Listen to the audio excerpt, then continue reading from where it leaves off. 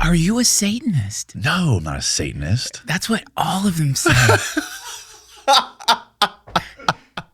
I'm not a Satanist, just designed my podcast studio as the Cathedral of Satan. I'm not an anyist. It's just a fun looking cathedral. My old set was a like a spaceship, and I got sick of it really quick. Yeah. You know, like you have all kinds of people come in and you're like, why am I sitting in a spaceship? Right. This is a little bit more broad spectrum. You don't have people asking, why am I in the Cathedral of Satan? More people can relate to the Cathedral of Satan than they can than a spaceship, and that's the problem. Well, that's the cool thing about this. It doesn't have to be the Cathedral of Satan. It can be a cathedral of anything. Right. There's no devils or, gorgons on the walls. For sure. This is a very nice Satan cathedral. Thank you. I think the best I've ever seen. Thank you. Yeah. You went to, didn't you go to Anton LaVey's wedding? Yes, that is correct. Yeah. That's so true. So when I was living in LA, I was doing this satanic puppet act, and or that was part of my act. So basically, I had seen this. Really, like at one point, he was like a very famous ventriloquist named Willie Tyler. And I'm standing in the back of the main room of the Comedy Store watching him, and he's like harmonizing with his puppet. And, I knew, he's got a CD. That's cool, though. But it was weird. It was kind of like mournful. The song was very sad, just kind of like a ventriloquist late in his life singing a sort of mournful song about how his many friends are gone now with a puppet. And it was so eerie. But I'm standing next to another comedian, and he looks at me and he's like, how does he do that? How does he harmonize with himself? And I'm like, oh my God, you think he can do that? And then I thought, I was like, that night I ordered the most fucked up looking puppet I could find. And I did this like 4-minute ventriloquist bit where by the end of it, I was singing Pink Floyd's Wish You Were Here with the puppet, and it freaked people out, man. It like people would do Bible verses and walk out yelling Bible verses. And it really like, it either made people laugh really hard or it freaked people out. And so somehow word got around to Anton LaVey's grandson, Stanton, that there's this comic doing the satanic ventriloquist act. This guy at a cafe is like, Stanton LaVey wants to meet you. He needs performers for his wedding. I'm like, fuck yeah. So now I'm at like the grandson of Anton LaVey's house, with his fiancée, Zandora LaVey. Stanton, rest in peace. He's gone now, but it was amazing. Like, they were really sweet people, and like, it was so funny because like they're Satanists, and Zandora made this wonderful Southern dinner, except absinthe. Like, they had real absinthe with you could see the root or whatever the fuck they put in it, and it's real weird green, and they had this very strange dog, and like it was so, and he had family pictures of Anton LaVey in his house, and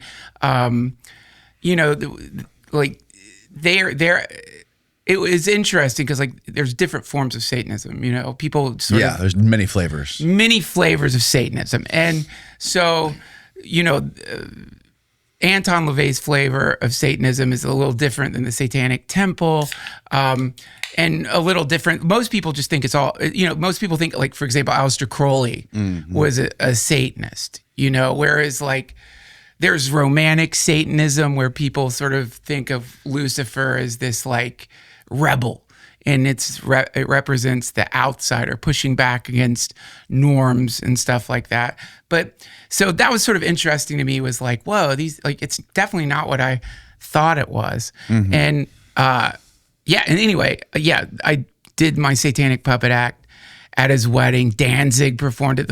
It was familial Satanist, man. Like Zena LaVey was there, the person people accuse of Taylor Swift, the Taylor Swift clone theory. Yes. She I just reposted that on Instagram. Helped her carry the wedding cake. And so I'm sitting in front of this big room of Satanists, man. And like and they just think I'm going to be a regular ventriloquist. And so they're yelling from the get-go, fuck you, fuck you.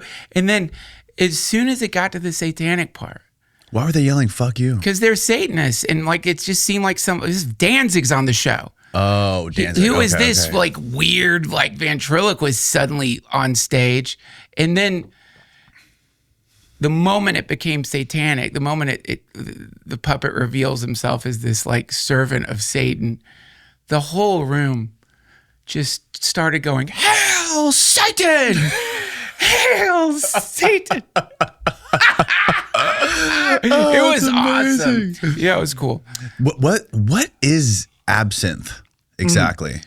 And So- what was it like? The best description I've heard of it is European tequila. So, you drink tequila, you get that weird, like, extra something, and you could argue that's a placebo effect. Who knows? But tequila gives you kind of more of an up than, like, whiskey or something like Right. that.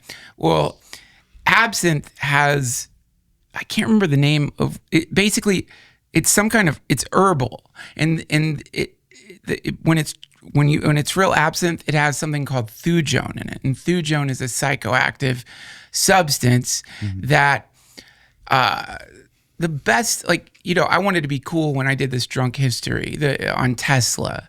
And so you get to pick what booze you want to drink for drunk history. And I'm like, let's do absinthe, man, knowing nothing about it. And not even looking at the alcohol content. It's got a very high alcohol content. So now I'm drinking absinthe, and somewhere in the recording of that show, it was the craziest thing, man, because my mind was clear as a bell, but my mouth was drunk. So it was like, I was so lucid, not the usual like drunk, sort of everything's blurry, fuzzy. It just clears about, and it was so messed up. And I was puking, and like they left me on the floor of my bathroom. You were speaking gibberish? Not gibberish, not even in tongues. No, I was trying to speak in English, but my mouth wasn't working.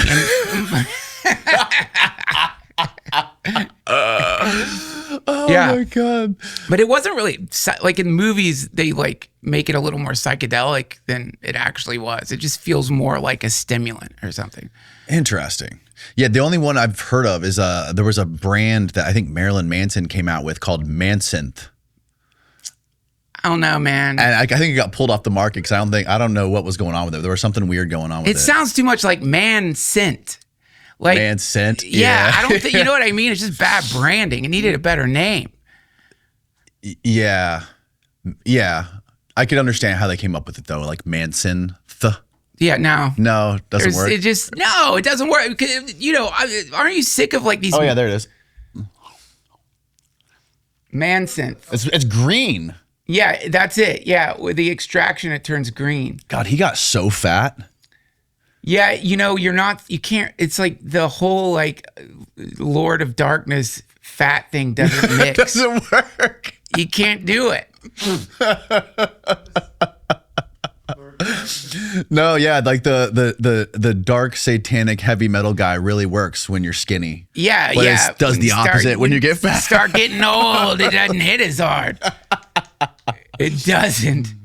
The recent photos of him, it looks like he might be on the Ozempic. It looks like he's melting some of that fat away. Good for him. Yeah.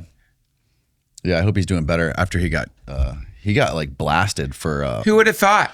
No one saw that coming. Not Marilyn. Who was that hot chick he was with that was in Westworld? Evan Rachel Wood. Evan Rachel Wood. God, she's so hot. Yeah, super hot. But yeah, I guess they were dating, and she goes, he made me do all this dark sadistic shit.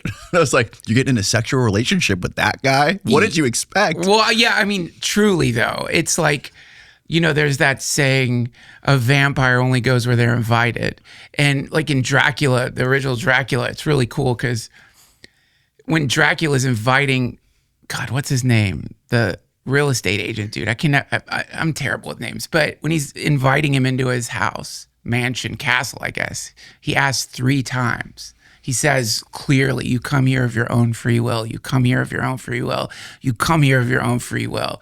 And that's a classic metaphor for, psychic vampires, energy vampires. Like if you look back at the last time you got sucked into something messed up, you knew somewhere inside of you, you shouldn't get involved in that. Don't go. But you went. Mm-hmm. And so, yeah, vampires only go where they're invited. You invite them into your life. And Manson, it's like, come on. Yeah. Look at his body of work. Yeah, dude. You know what I mean? What's the most romantic Marilyn Manson song? Right. Have you ever heard that Chris Rock joke? He's like, I read in the newspaper, a tiger escaped from his cage at the zoo and went crazy and started biting people. And he goes, that tiger didn't go crazy. That tiger went tiger. That's what they do. That's exactly what they do. Yeah, that's funny. It is so strange to see like people like him just get like their whole like lives and careers like swept out from underneath them for weird shit like that, you know? It sucks because he seems like he lost everything and like really turned his life upside down. Got fat, got addicted to alcohol, and lost his edge. Well, the reality of anything is entropy, like there's no way out. Yeah, that's true. No matter what, your body gets old. Yeah. Your brain starts slowing down. This is just human incarnation. There's no way out of it. And the best thing when you find yourself at some peak is to like appreciate this won't last. It can't. And the people who believe that it's a permanent situation get in the most trouble. They get so attached to that very transient place. And then, when they start sliding back down, which is inevitable, they get super depressed because they can't believe it happened to them. But it happens to everybody. Yeah. Yeah, it makes me, I think about that with like even podcasting. I wonder how much longer is podcasting going to go for? I feel like it's definitely reached its fever pitch. And I'm like, because when podcasting first came along, like who would have thought, like people didn't think that was going to be anything, right? No. I mean, no one thought that. You were at ground zero of the whole thing. Ground zero. And I had to tell people what it was. We would invite people over to our apartment. This is when I was with Natasha Leggero. That was the first podcast I did. It was called The Lavender Hour. And you would we had a computer and hit record on GarageBand. The audio was shit. We didn't care. And then it started like, in those days, if like 600 people were listening to your podcast, it's like, what the fuck, 600 people? Because we were thinking more in terms of like comedy. Like if you filled up a 600-seat room, that's really good. So 600 people, we could visualize that. Right. And I got a call at one point from this guy, Marshall Childs, who runs a club called The Laughing Skull in Atlanta. And he's like, Duncan, listen, podcasts, people are going to be listening to them in cars. And I think it's going to be a really big thing, and your podcast is good. You guys need to take it more seriously. And it was the greatest phone call of all time because, we were just like, whenever, we upload it, whatever. But we started taking it a little more seriously. It got a little more popular. Then we broke up, and I started my own podcast. But yeah, ground zero for sure. Even though there were people years earlier than that who were doing it. Yeah. But no matter what, with anything, I try to be very careful in my thinking in the quantification of it, because that is where you get in trouble. Because like with podcasting, like I know you love it, and I guarantee what you love about it is this moment. It brings you into the moment. You have these great conversations. You learn from it. You connect with people you might not normally have ever even met, and it's magical. And to me, that's always been it. That's it. Don't get me wrong. I love the fact that I can like make money. I'm feeding my kids from a podcast. But the real like joy of the thing is this moment. In the Bhagavad Gita, it says, we have a right to our action. we do not have a right to the fruits of our action. And I think about that all the time. You get too caught up in the fruits, start bean counting. Next thing you know, you're going to start pandering. You have a perceived audience. You want to give them what you think they want, but that's not how you started off. Right. You started off just talking about what you were interested in. And the next thing you know, you become a sort of a weird version of what you already were. You know what I mean? You're trying to keep some people really like when I talk about this or do that. Yes, exactly. And that was never in your head when you started off. Right. Well, I was just talking about this to a friend yesterday. And I was like explaining, we were talking about how like there's going to be, or it's already started, like a dark ages of podcasting, especially with not so much on like the audio stuff, but on YouTube. My friend was just noticing like across all podcasts on YouTube, there's been like a huge pullback of like the amount of views people get. Yeah. The top podcasters are, these like weird new people who are doing it in like this cinematic like movie way or whatever. Yeah. And they're making they're turning their podcasts into documentaries, like, and it's just so hard to compete and all this stuff. And he's like, and he was explaining to me, and we were talking about how like it's not the way it was in the beginning, to where what happened was it became to where people just saw dollar signs, where you saw like everyday like musicians like Dua Lipa or like big sports celebrities or Wall Street guys like saying, look at all this this money people are making off podcasts. We should do a podcast. We can reverse engineer the success of it. Right. All we do is we pay this celebrity to come on our podcast. We'll get Drake to be episode 1 and we'll be off to the races. Yeah. And then they realize, oh, we got to do more. We can't just do Drake. Who's going to be the next one? Right. And then they get like normal people coming on their show and nobody pays attention to it. Right. And then you had Trump come along, and then YouTube's like, oh my God, Trump went on a podcast and now he's the president. We got to figure this out. We got to make changes. So the theory is like maybe they saw all this stuff, all the people trying to get in it just for the money and reverse engineer it to make money and to get success or whatever it is. And they thought like, okay, let's pull back and let's sort of weed out those people who are trying to exploit it. And then the people that hold their breath the longest, or the people that are just there for the joy of it, will stay in the long run. Right, and they will. Right. I mean, it doesn't matter. That's the main thing, is that the problem is like it got so big that the metric for success became insane. Like have you ever had Doug Rushkoff on this podcast? He's great, man, and he's like a philosopher, really brilliant dude, and.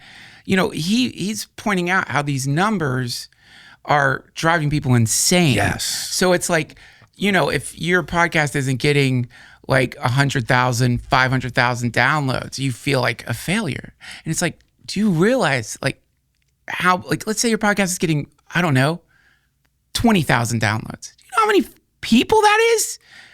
That's like an arena. Every week, but we don't see it like that anymore. And there's a dehumanization that starts happening, and then people start going nuts because you're always chasing this insane rabbit, and in that chase, you lose the whole point of the thing.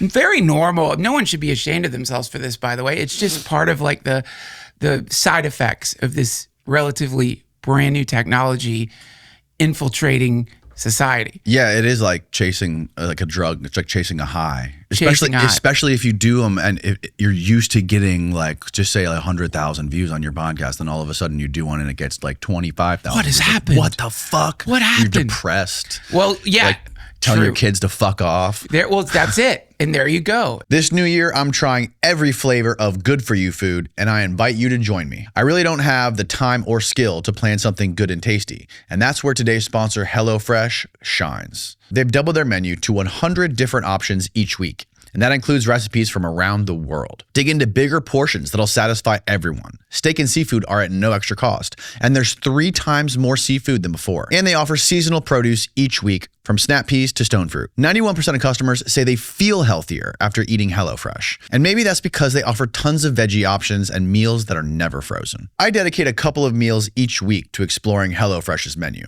This allows me to have fantastic, healthy meals without having to plan or go to the grocery store and get all kinds of crazy specific spices just to prepare one fancy dish. Go to HelloFresh.com/Danny10FM now to get 10 free meals plus a free Zwilling knife on your third box. And that's a $144 value. That's HelloFresh.com/Danny10, F as in Frank, M as in Mary, to get 10 free meals plus a free Zwilling knife on your third box. Offer valid while supplies last. Free meals applied as discount on first box. New subscribers only. Varies by plan. And this is actually, to me, a cathedral of Satan would not look like this. A cathedral of Satan would look like the stock market. Yes. That's an actual cathedral of Satan, where they have the ritualistic bell ringing, and just that's what it really looks like. And this is this is what messes everything up. It's like, no one wants to take a risk anymore when it comes to making movies. So we get this homogenized garbage. Who can blame anybody? The investors, they're doing it for money. And this is why when you sit in an airplane, you're so cramped in. You're cramped like that because a CEO wants to get an extra $50 million bonus, and they want to fit as many people as they can into the plane. This is the term I've heard for this is enshittification. Have you ever heard of this? Mm-mm. It's the enshittification is happening all over the world, and it's a result of corpo greed, which is instead of giving a shit, in the old days, people were really interested more in their reputation. They want people to come to their store and make connections. And it was more than just a transactional place. It was a real community sort of nucleus, right? And so then corporations come in and just buy all the stores. And now whoever was running that store, the family business, they're out. They made a bunch of money. They're gone. Mm-hmm. Now there's just people who were sent in from New York, running the store. It's all about the bottom line. Mm-hmm. How do we make cuts here? How do we make cuts? We don't need to do that stupid Christmas thing they were doing. We don't need to spend that much money on Christmas lights. Why are we doing this? It dehumanizes it. You got it. Yeah. You got it. And so that's just the result. Now apparently they're getting AI to release podcasts. Yeah, I saw. Flooding the market with AI podcasts. And so what will happen is exactly what you're predicting. There will be this tsunami of just homogenized bullshit podcasts specifically designed to grab the algorithm. And then it'll go back to the way it was, where they'll still be good podcasts. You're just going to have to look a little harder for them. That's all. Right. And that's going to be great. That's a good thing. That kind of bubble pop we need it. Yeah. But I wonder there's that Marshall McLuhan quote about the medium being the message. That's right. And the medium is what dictates the art. So what happens when we don't have the phones anymore and we all have the chips in our heads, or we have, we don't talk anymore like this. We just communicate telepathically. What will be the entertainment then? Oh, well, at that point you're getting into Terrence McKenna land, right? You're talking about singularity level stuff. And so I'm sure that's what Peter Thiel's thinking about, right? I'm sure those guys are all thinking about this kind of stuff, and Elon and well, yeah, they're not thinking about the entertainment stuff. They're thinking about moving it forward into this technological singularity in the next decade, maybe 2 decades. I think many of them are sort of shitting their pants right now because they have such a deeper understanding of the trajectory that we're on than most people do. And so they understand that society as we know it, some of the pillars of society are beginning to crumble.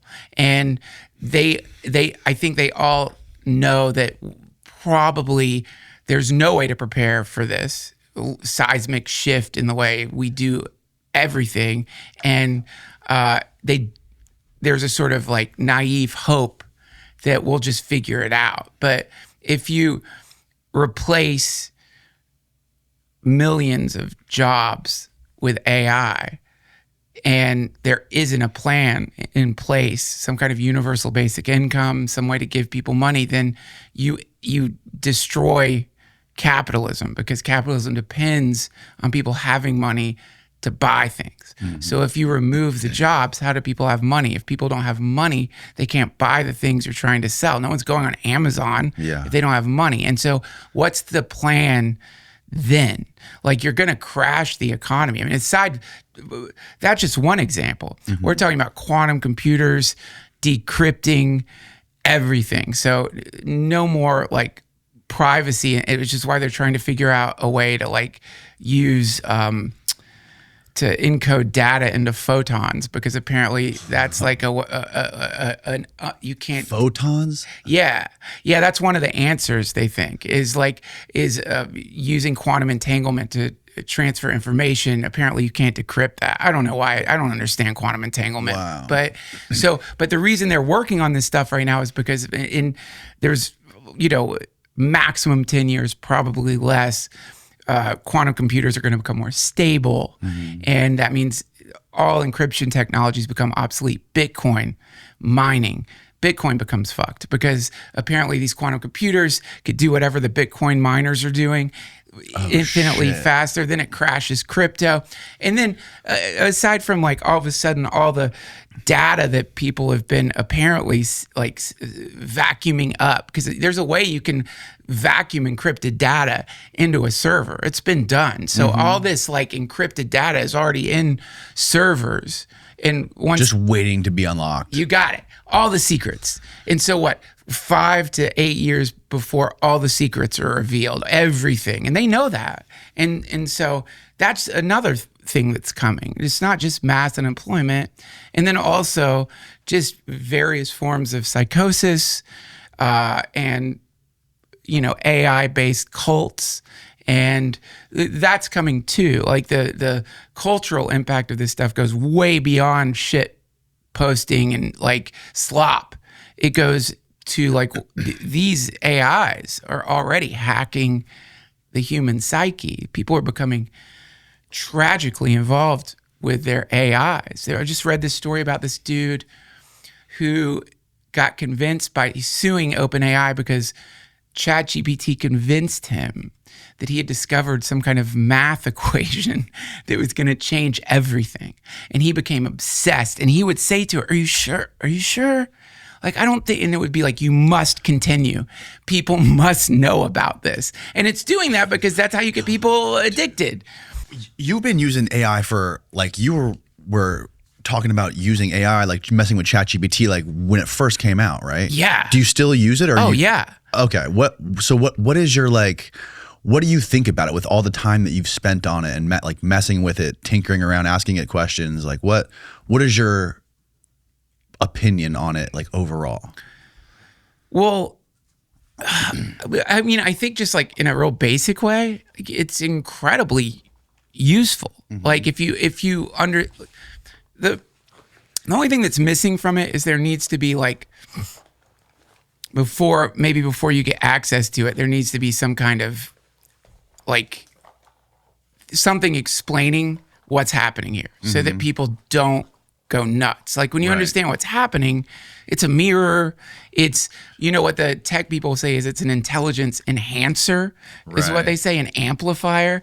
And so, yeah, I use it for like getting ready for a podcast, or, if I have some idea, like a drawing I want to see or something, I'll get it to do that. But what do you make of Peter Thiel's whole Antichrist thing? I saw it. You did it? You went there? I saw it. Yeah. I saw Peter Thiel's lecture on the Antichrist. That's awesome. I'm glad you did that. My friend invited me, and of course I said yes, because I'd heard all these sinister things about Peter Thiel. And, how often do you like get to be around a sinister person? It's rare, a globally sinister person. Yeah. So I went there really expecting, to be in the presence of Sauron or something like that, like a room to be cold, or like, and so, Peter, again, this is like what I've gathered from being like in an hour and a half lecture. I'm not making commentary on my thoughts on mass surveillance tech, which is fucking terrifying. You see what's happening in China. I'm just saying direct observation, right? He just seemed like a tech dude. He was like a classic tech guy. And so basically to me, what was really interesting and kind of like Joseph Heller level absurd about the lecture. And it's a 4-part lecture. I only went to one. So I didn't see the whole thing, but what I gathered, so this could be a misinterpretation. But what I thought was fascinating about it is it's like this bizarre hybrid. On one side, you've got kind of like, somebody who's been living in the world of the transhumanists for decades. Somebody who, like, that's his life. It's a tech bro. And on the other side, you have someone who appears to be taking the Book of Revelation literally, right? So it's this combo meeting. And so it felt like he was saying that there might be a way to patch the Book of Revelation. Like a tech guy being like, we can Control-Alt-Delete the Book of Revelation. I think there's a way we can like maybe forestall the emergence of the Antichrist. That there could be things that, so in other words, you're taking it literally, but maybe the Book of Revelation is like more of an invitation to fix the apocalypse. When I've always taken it, if you decide to take it literally, is more of like, this is just sort of what you can expect at when like pre-singularity, whatever you want to call it, collapse of civilization. This is what happens at the end of things. And, there are all these things you should look out for, but also sort of unavoidable. Do you think he takes it literally? Do you think he really believes this stuff? Or do you think there's some sort of like ulterior motive? Because it seems so strange. Like there's been all these articles coming out in like the New York Times and the New York Post, how, I haven't been there, so I don't know, but like how Silicon Valley has been transformed into this like Christian, like mega city. And they're trying to paint, and people like Peter Thiel are trying to paint Christianity onto everything that's happening in Silicon Valley. And there's like this big church there, and Silicon Valley's been historically like an anti-religious place. Right. There's been no religion in Silicon Valley. Right. Well, I mean, historians and anthropologists theorize that Santa Claus legend actually comes from the Amanita muscaria mushroom. Yes, that bright red mushroom with the white spots you've seen in video games and literally every piece of holiday art. The shamans of Siberia went house to house during the winter, handing out Amanita as gifts. Their clothes even look like Santa. And today, Amanita muscaria is pretty much legal in every state in our country. It's non-addictive, and people are using it for a whole range of benefits. Amanita muscaria puts you in this warm, jolly, cozy holiday mood, almost like the holiday season is pulsing through your veins. People use it to handle stress better and even cut back on alcohol during the holidays. Instead of destroying your sleep like booze does, Amanita actually supports it. And it promotes vivid story-like dreams you can actually remember. Amintara is the trusted leading supplier of Amanita to over 45,000 customers in the US. And they take ethics and sustainability very seriously for their sources. They offer convenient 500 milligram capsules and the raw caps themselves if you'd like a better bang for your buck. Most people start out with about 2 to 3 capsules that kick in within an hour and last for up to 6 to 8 hours. Amintara has a plethora of fantastic products, ranging all the way from Blue Lotus gummies to the Amanita muscaria caps.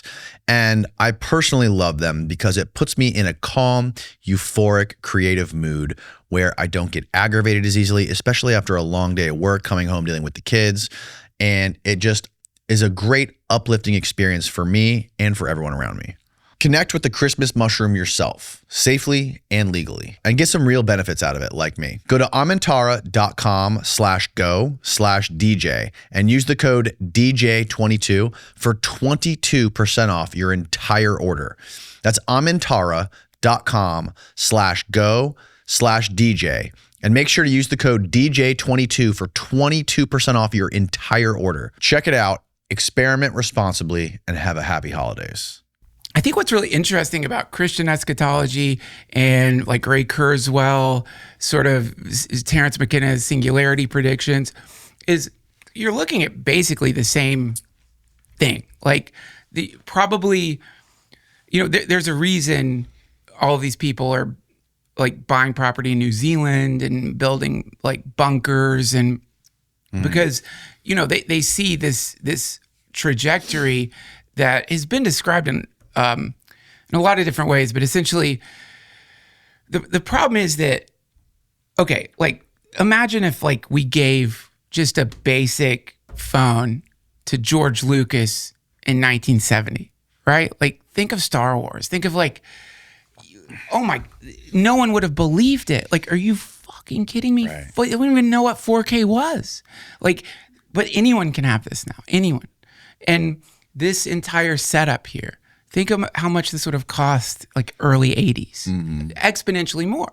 So technology becomes, inevitably it becomes more accessible. The more accessible it becomes, the more people have access to things that were formerly just for like rich people, the elite. You had to get millions of dollars to make a movie. You can make a movie with your phone now. Right. You could use AI to fill in the blanks if you need to. And so what that means is that this also will include other things. So for example, I don't know how to do gene editing. You don't know how to do gene editing, I'm assuming. I don't know how to like bioengineer viruses.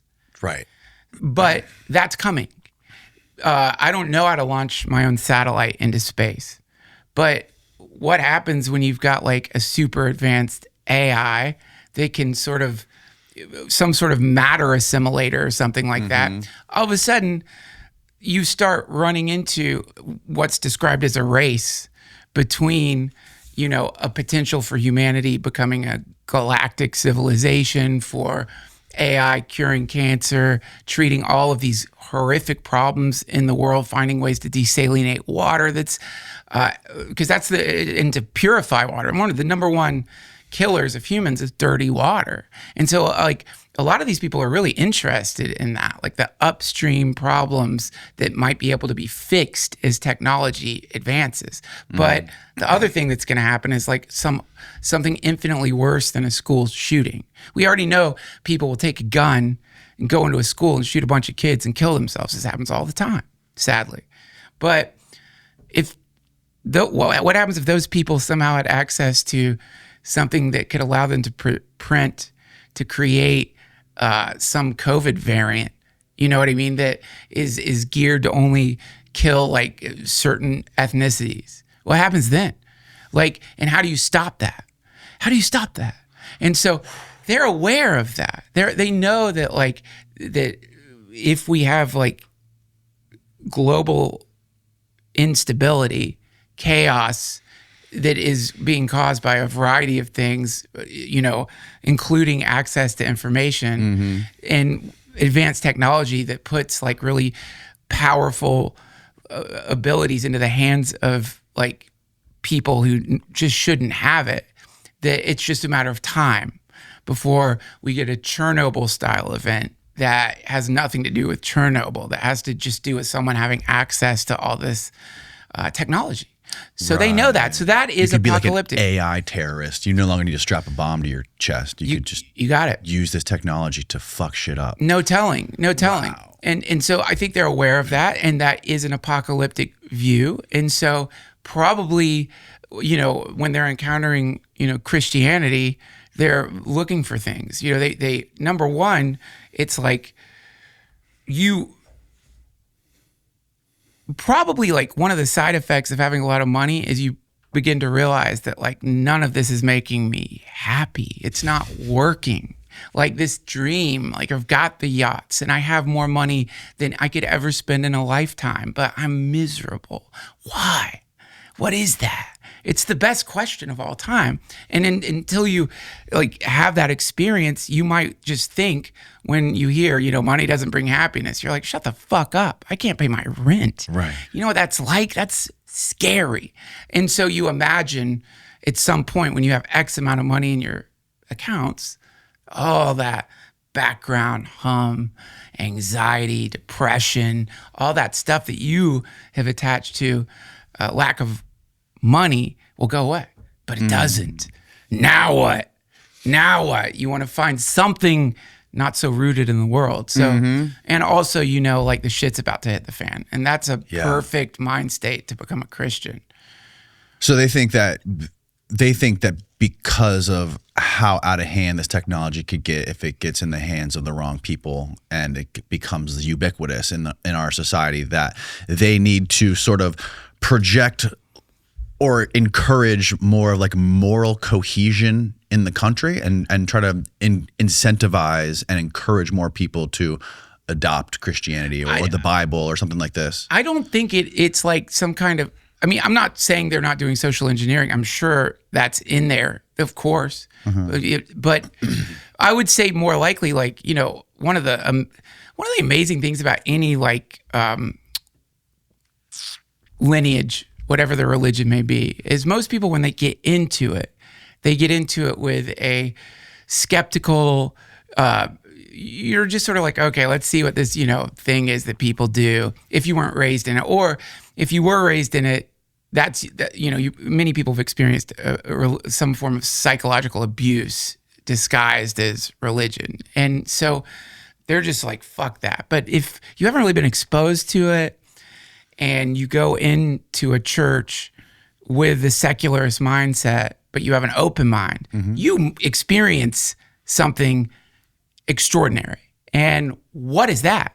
You realize like, oh, maybe I'm the asshole because I've been rolling my eyes at something people have been doing for thousands of years. People have died for this. People have, like, you know, saints roasted alive. You know what I mean?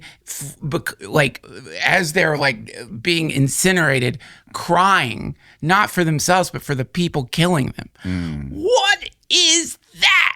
That's fascinating. And that's going to grab anybody who's curious. That's going to grab your mind. So when you experience the kind of, one of the words for it is bhav.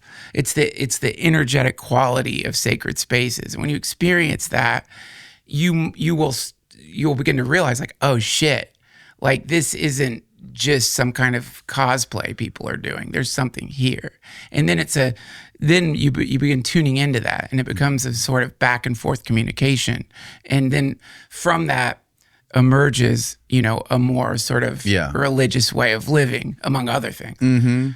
Yeah, it just seems like, for me, I think one of the biggest reasons I'm so skeptical might not be Peter Thiel. I mean, he doesn't seem like he doesn't seem evil, although, I mean, I'm sure there are stories where you could paint him as a bad guy. Like, I mean, he's done some weird shit throughout his career, and he's not like like if I was the PR guy for Peter Thiel, I'd be like, bro, stop going on podcasts, stop talking about the Antichrist, calling Greta Thunberg the Antichrist. He called her the Antichrist. Yeah, we need to stop throwing the term around.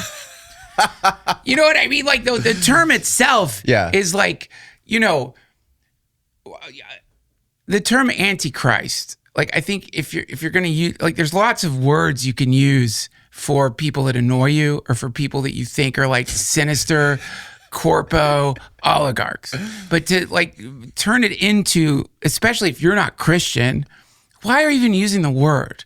You know what I mean? If you don't believe in Jesus, then there can't be an Antichrist, can there? It's like, right. So I've always looked at it as like my version of the Antichrist is like, I'm sorry, no offense to Peter Thiel, but I want a cooler my Antichrist is going to be Randall Flagg from The Stand. It's going to be, you know what I mean? Charismatic, powerful world savior who is undeniably wonderful. And you can't believe how lucky you are to be in their presence, or that they're your president or king or whatever. Yeah. That's the typical description of the Antichrist, not somebody who like, not anyone I'm aware of on the planet right now. Right. And I think that Alex Karp, the CEO of Palantir, he said something about like wanting to spray fentanyl laced urine on his enemies or something like that. Did you see that clip? Why does the carrier have to be urine? Right. Number one, it's going to be hard. Well, you got to like gather urine. I guess you could connect with a porta potty company, but what would be a better carrier than urine? I'm sorry, man. If I'm Semen? interested in fucking up my enemies, I'm not going to like add extracting urine to like the process. Water, just basic water. But you know, I'm not a billionaire. This is why I'm not a billionaire. Right. I don't think outside the box when it comes to poisoning my enemies. Right. Yeah. Well, that's what we got these guys for. But I think that the general sort of like one of the apocalyptic things that is happening right now is that we are looking at a sort of,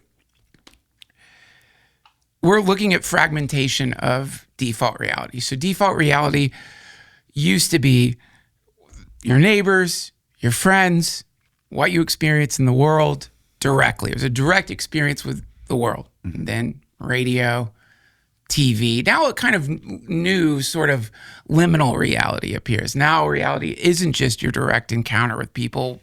I guess you could argue the newspaper would give you some sense of the world, but much smaller than what we have now. There wasn't a 24-hour news cycle. And so TV comes along, and now you're like, holy shit, the world, look at these. Oh my God, the world is not doing great. Iraq War. The Iraq War, Vietnam. And then, is this where he says? This is where he says the fentanyl-laced urine, right? Can we just play that real quick? For me, what's the lower purpose? Volume? Well, I love the idea of getting a drone and having light fentanyl-laced urine spraying on analysts who tried to screw us. It's just like, you know, man, it's like, this is the other thing. I fucking love it. You can't expect tech dudes to, you know what I mean? That's like an attempt at some kind of like joke that because he is apparently not aware of the fact that he has managed to freak out the whole fucking planet, that when you do that joke, people are like, oh my God, he's going to start spraying urine on us. He looks like a mad scientist. Yeah. That's the other thing is like everything, like he looks exactly like what you would expect him to look like. Mm-hmm. Yeah, and dude, I mean, when you see like he does yoga and like meditates and shit. Oh, I believe it. Like, yeah, I don't know why people think that, you know, they train people who fly drones on mindfulness. You know, they like that's the problem is like all of these, like what, if you want to call them religious technologies, they could be used for all kinds of things, especially like, I mean, in Hinduism, Buddhism, and at least Tantric Buddhism, there's all these stories of these, I can't remember what they're called. There's a name of them. Essentially, humans who have such discipline and such like chi or whatever you want to call it. That's a completely different culture. They basically become like these powerful magicians to the point that the gods appear to them to try to balance things out. And so, you know, if you look at like what's happening with any of these like tech oligarchs, nothing is new. The wizard inevitably, what does a wizard do? A wizard inevitably summons a fucking demon that they can't put back. They do the summoning ritual wrong. The demon comes and it fucks everything up.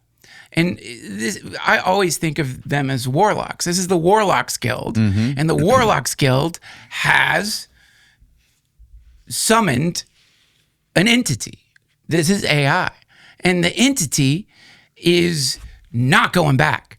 Like it will be with us forever. You cannot stop the tech. You can get like, sure, you have to go to OpenAI to get ChatGPT, but you can download, go to Olama, you can download any AI you want in your computer, run it right off your computer.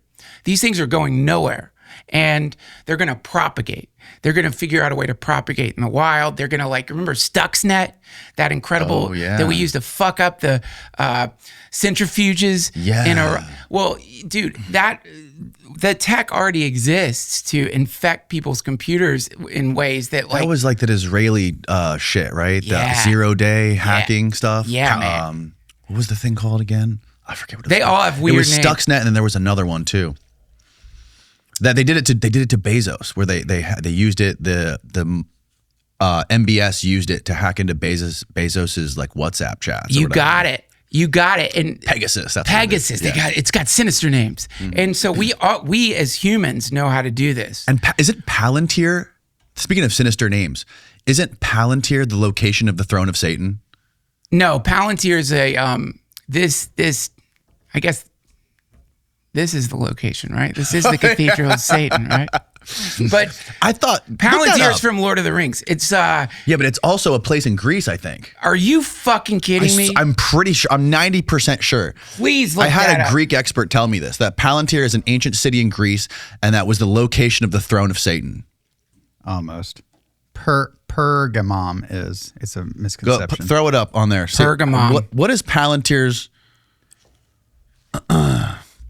No. Oh, I was thinking of Ghislaine's dad. His company was called Pergamum Press. Oh my God. Do you know Ghislaine Maxwell's dad, the triple agent, the Mossad Russian KGB agent, he had a company called Pergamum Press. Oh, why not? Hey, why not? Pergamum was the location of the throne of Satan. Why not? Yeah. Well, I mean, I think like that's sort of the other quality. Like if you get into default reality, consensus reality, you don't believe in magic. Like that's just a basic secularist thing. Yeah. It's like, what, do you live in Harry Potter land? Shut the fuck up. There's no magic. There's no God. There's no Satan. There's just matter.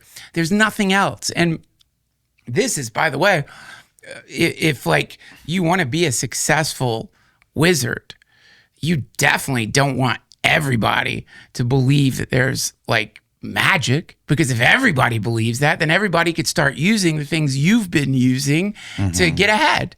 You have a direct advantage over people if they don't believe that there's some greater potency to human beings. And so that's one of the great spells that's been cast on the world is people just don't believe in magic. It's bullshit. It's something like, you know what I mean? Psychos on What do you Instagram. mean magic, though?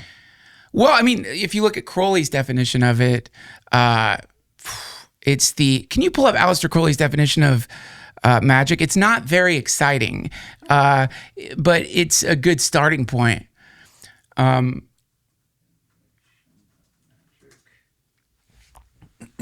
The science and art of causing change to occur in conformity with will. So that's magic. And so, Okay. So what? Spelled it with a K. Yeah, they put the K on it to distinguish it from stage magic, and I don't like the K either. It's just like, come on, man, you don't have to put on that K. It's too much. But yeah, so from that perspective, anytime you do anything, write a letter, it's magic. You've made change occur according to your will. But most people, they are stuck in these repetitive loops, and they do know how to do spells, but usually the spells they're casting every day, they're just cursing themselves. These are the complainers. These are the people who worry all the time. These are the people who just say over and over again how bad everything is and are always lamenting this or lamenting that vocally, audibly, and they don't understand, like, just constantly fixating on negativity is Bring more of it. crystallizing that. That's all it's just like, This is like basic Tony Robbins shit. well, Tony Robbins, 100%, and Tony Robbins for sure has been influenced by a lot of like just basic occult teachings. But of course, you're not going to say that. You're not going to sell a lot of books if you're like, you know what I mean? The Tony Robbins grimoire. He's very televangelist-y. Very charismatic, very, yeah. But what he's teaching is, it goes all the way back to like the New Testament. It's no different than the things Jesus was saying. Like people don't, like I had Damien Eccles on my podcast, who was one of the kids who got accused of like sacrificing a kid in the woods. He was on death row. He was, How to get off? It wasn't true. It was just because these were the goth kids in town. There's a whole like documentary series on it. Right, but he was on death row. How did he get exonerated? Because a bunch of people like knew it was bullshit from watching that documentary, and they just like created a fund, got him good representation. That's crazy, dude. And he got out of death row. But now he teaches magic. He has written a few great books on magic. And he would say the Bible is a grimoire. The Bible is a book of magic. It's one of the great books of magic. And within it, you take it literally and you can't see what it's saying. But, but if you look at historic references of Jesus, you can find a lot of references to a Jesus that they called the Magi or the magician. Yes. And not Jesus the Messiah. And so within the text of the Bible is like just the occult teachings of the ages. And those teachings are, you can do anything. You can make anything happen. Like it's like anytime anyone got healed, anytime like there's the story of this woman, Jesus is walking and he says like, I felt energy go through me, or this woman had touched the hem of his robe and she was healed. And she's like, you healed me. And he was like, no, your faith healed you. And so that's the quintessential, like that's the essence of it all, is like you don't want to believe it probably, but you are creating your reality around you. Not in some bullshit secret manifestation way, but if you're looping patterns over and over again, you're only going to get the same results. And you can change the way you like are reacting to reality and experience magic immediately, or what you would think of as magic, but really it's just how things are. Yeah. I used to carry a giant leather brick in my pocket, the thing we used to call a wallet. Turns out you don't have to sit on a potato like your grandparents did. I switched to this Ridge wallet years ago, way before they ever sponsored the show, and it's comfortably compact and minimal. As if it couldn't get any better, Ridge Wallet has now given birth to the Ridge 2.0, their most refined version yet.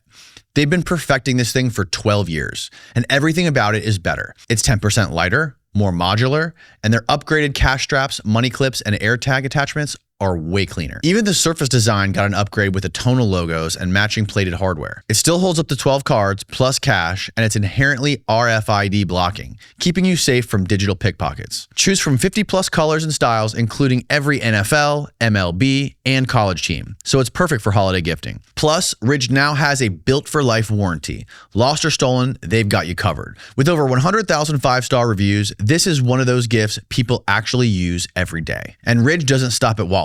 They make key cases, power banks, suitcases, premium everyday carry across the board. And for a limited time, Ridge is having their huge holiday sale. Just head to ridge.com/Danny Jones for up to 47% off your entire order. That's RIDGE.com/Danny Jones. This is by far the biggest discount they've given all year. That's ridge.com/Danny Jones for up to 47% off during their biggest sale of the year. After you purchase, they're going to ask where you heard about them, and please support our show by telling them we sent you. There's a link to Ridge down below. Now back to the show.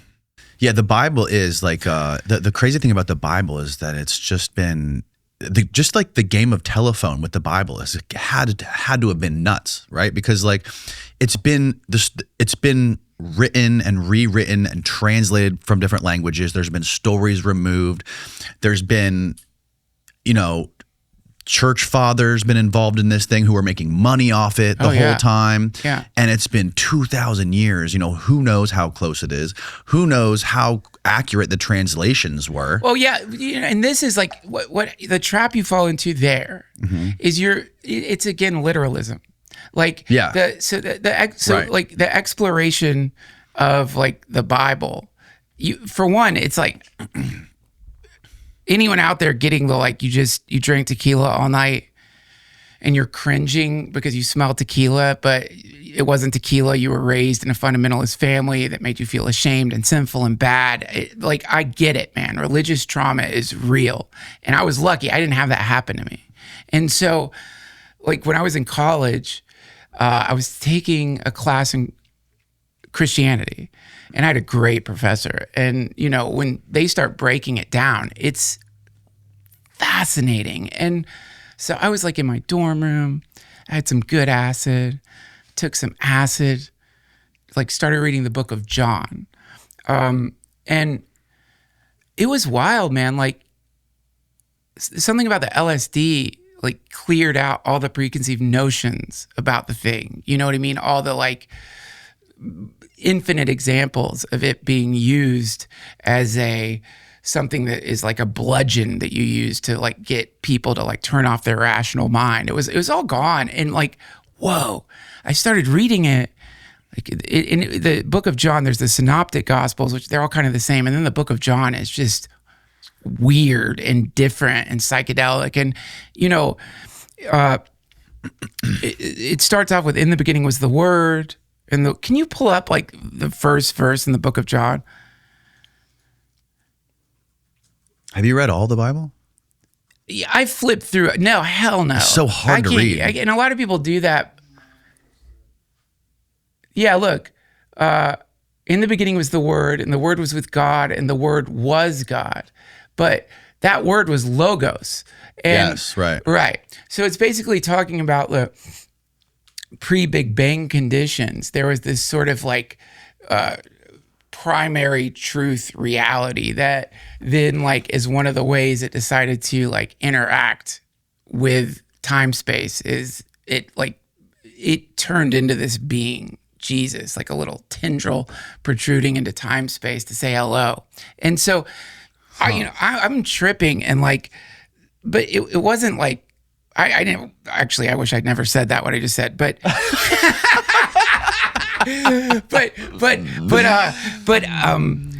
what I realized is I started thinking somebody wrote this. You know what I mean? That's inarguable. Like this was written down. Yeah. And then because of the acid, I started realizing like whoever wrote this, their consciousness was very different from my consciousness. Like whatever the fuck inspired them to write this was so powerful that it completely like destroyed their identity. And then this is just kind of pouring out of them. Yeah. And that it was the first time I think I really experienced what they call Christ consciousness. Because somehow from like connecting with that mind that wrote it, there was this sense of vast intelligence, this sense of like, whoa, this is such deep water here, and it's not what I thought it was. Well, there's at all. tons of evidence that everyone was on drugs in antiquity back then in the Bible days. Like lots of different drugs for everything. Oh, yeah. There was no laws regarding drugs. The only law in antiquity involving drugs was that you weren't allowed to murder people with drugs intentionally. There's this... That's true. Acacia. The burning bush, right. DMT, that's one of the theories. And people were dying all the time from like plague, famine, combat injuries and stuff like that. So they were constantly taking shit like opium. They were fumigating shit with cannabis. Tons of like snake venoms and shit. Sure. There was and the reason we know this is because the most literature that ever came out of antiquity, I think 10% of all ancient Greek literature was medical texts. Whoa. Like Galen. Wow. Galen was cool. was like the Surgeon General of the Roman Empire, and he wasn't Nero's physician, he was Marcus Aurelius's physician. Wow. And the dude wrote so much. He was like a philosopher, a physician, cool. and did all kinds of wild stuff, wrote so much.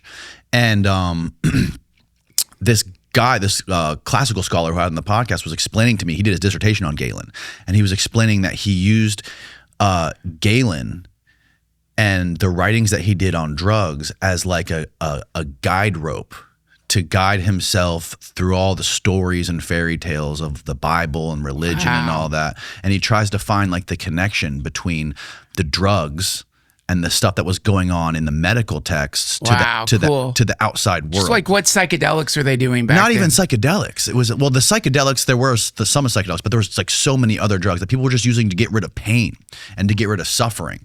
And like Marcus Aurelius, so Galen would write about Marcus Aurelius all the time. And he was complaining about how he kept having to up his opium dose all the time. It's like, this bastard, he's so fucking hooked on opium. I keep having to give him more. And he also talks about this thing called a theriac that he was developing, that he was making and giving to Marcus Aurelius. And what the theriac was like a concoction, a drink of like 12 different North African viper venoms. Fuck that. And viper flesh. That's a fuck no. And opium. Give me my opium. And I don't want the viper tea. Right. And he was drinking it because he was using it as like an ancient performance enhancing drug. Ooh. Because the way kings and emperors got killed was with poisons. People would poison them or like hit them with poison arrows. So if you were drinking that theriac and getting that the antidote and getting that your body used to that venom, you would have immunity to it. And he was writing in one of his texts how like Marcus Aurelius is looking better with the theriac dose. He's looking more. He probably looked like shit. He probably did look like shit. Probably looked fucking horrible. Yeah, looked like Marilyn Manson. More opium.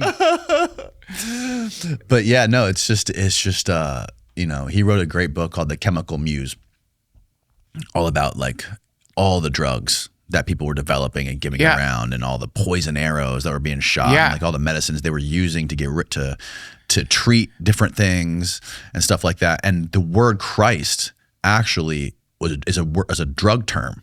Oh wow! Like the first time the word Christ was ever used in Greek was about drugs. I believe it. Homer wrote about it. I believe it. and it was like hundreds of thousands of times the word was used in ancient literature. Christ, I'm fucked up. Before Jesus Christ. Yeah, dude. Jesus Christ, I'm so high, man. Jesus Christ, I'm not coming down this time. I know it. Yeah.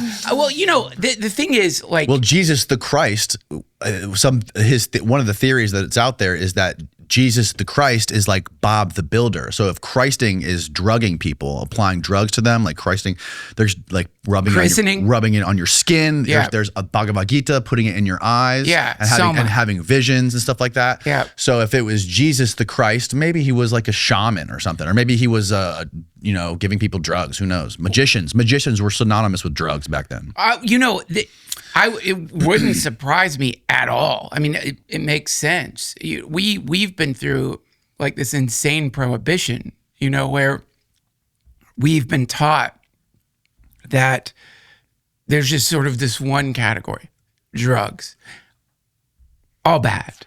Now it's bullshit. It's like everyone's still on drugs, man. It's just the drugs that we're on. We don't think that they're drugs somehow because a doctor. Talk about magic. You go to a doctor, he writes on a little piece of paper, some weird arcane shit that then you take to a pharmacist, an alchemist, who then like has on hand, you know, whatever this stuff is that was whipped up in some who knows where. I don't know where they're making this shit, but in some bizarre pharmaceutical factory that then you take to get the demons out. And so people are still on drugs. They just don't think of it the same way. Right. And, you know, our phones are drugs. It's a powerful psychedelic that completely warps your subjective reality based on whatever the algorithm is feeding you. So, and drugs have real uses. And so one of them being sort of poking your head up out of default reality for a second, getting the reminder. I mean, this is one of my theories why psilocybin, ketamine treat depression, is because what's happening to people is a tourniquet has been wrapped around their connection with anything outside of the marketplace, anything outside of the job, the news cycle. So of course you're going to start getting depressed in the same way, like you get dopamine from ordering shit on Amazon. Bingo. Like it's like you've seen the horrible zoos where like a polar bear is like in the middle of summer just pacing around in circles, right? And they paint pictures of snow. Like that's going to work.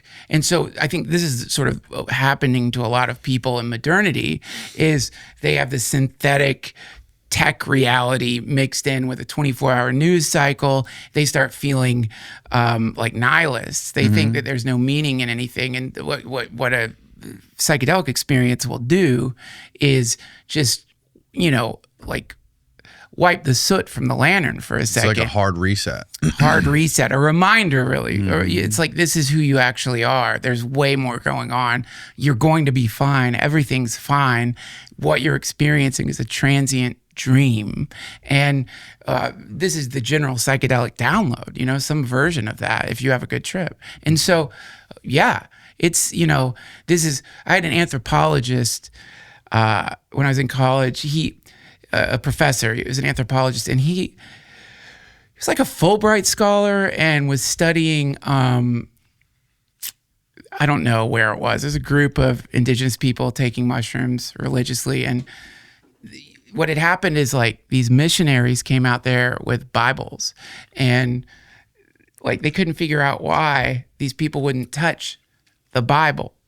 And they realized that because they translated the word of God like into their language on the Bibles. That was the same word these people used for mushrooms.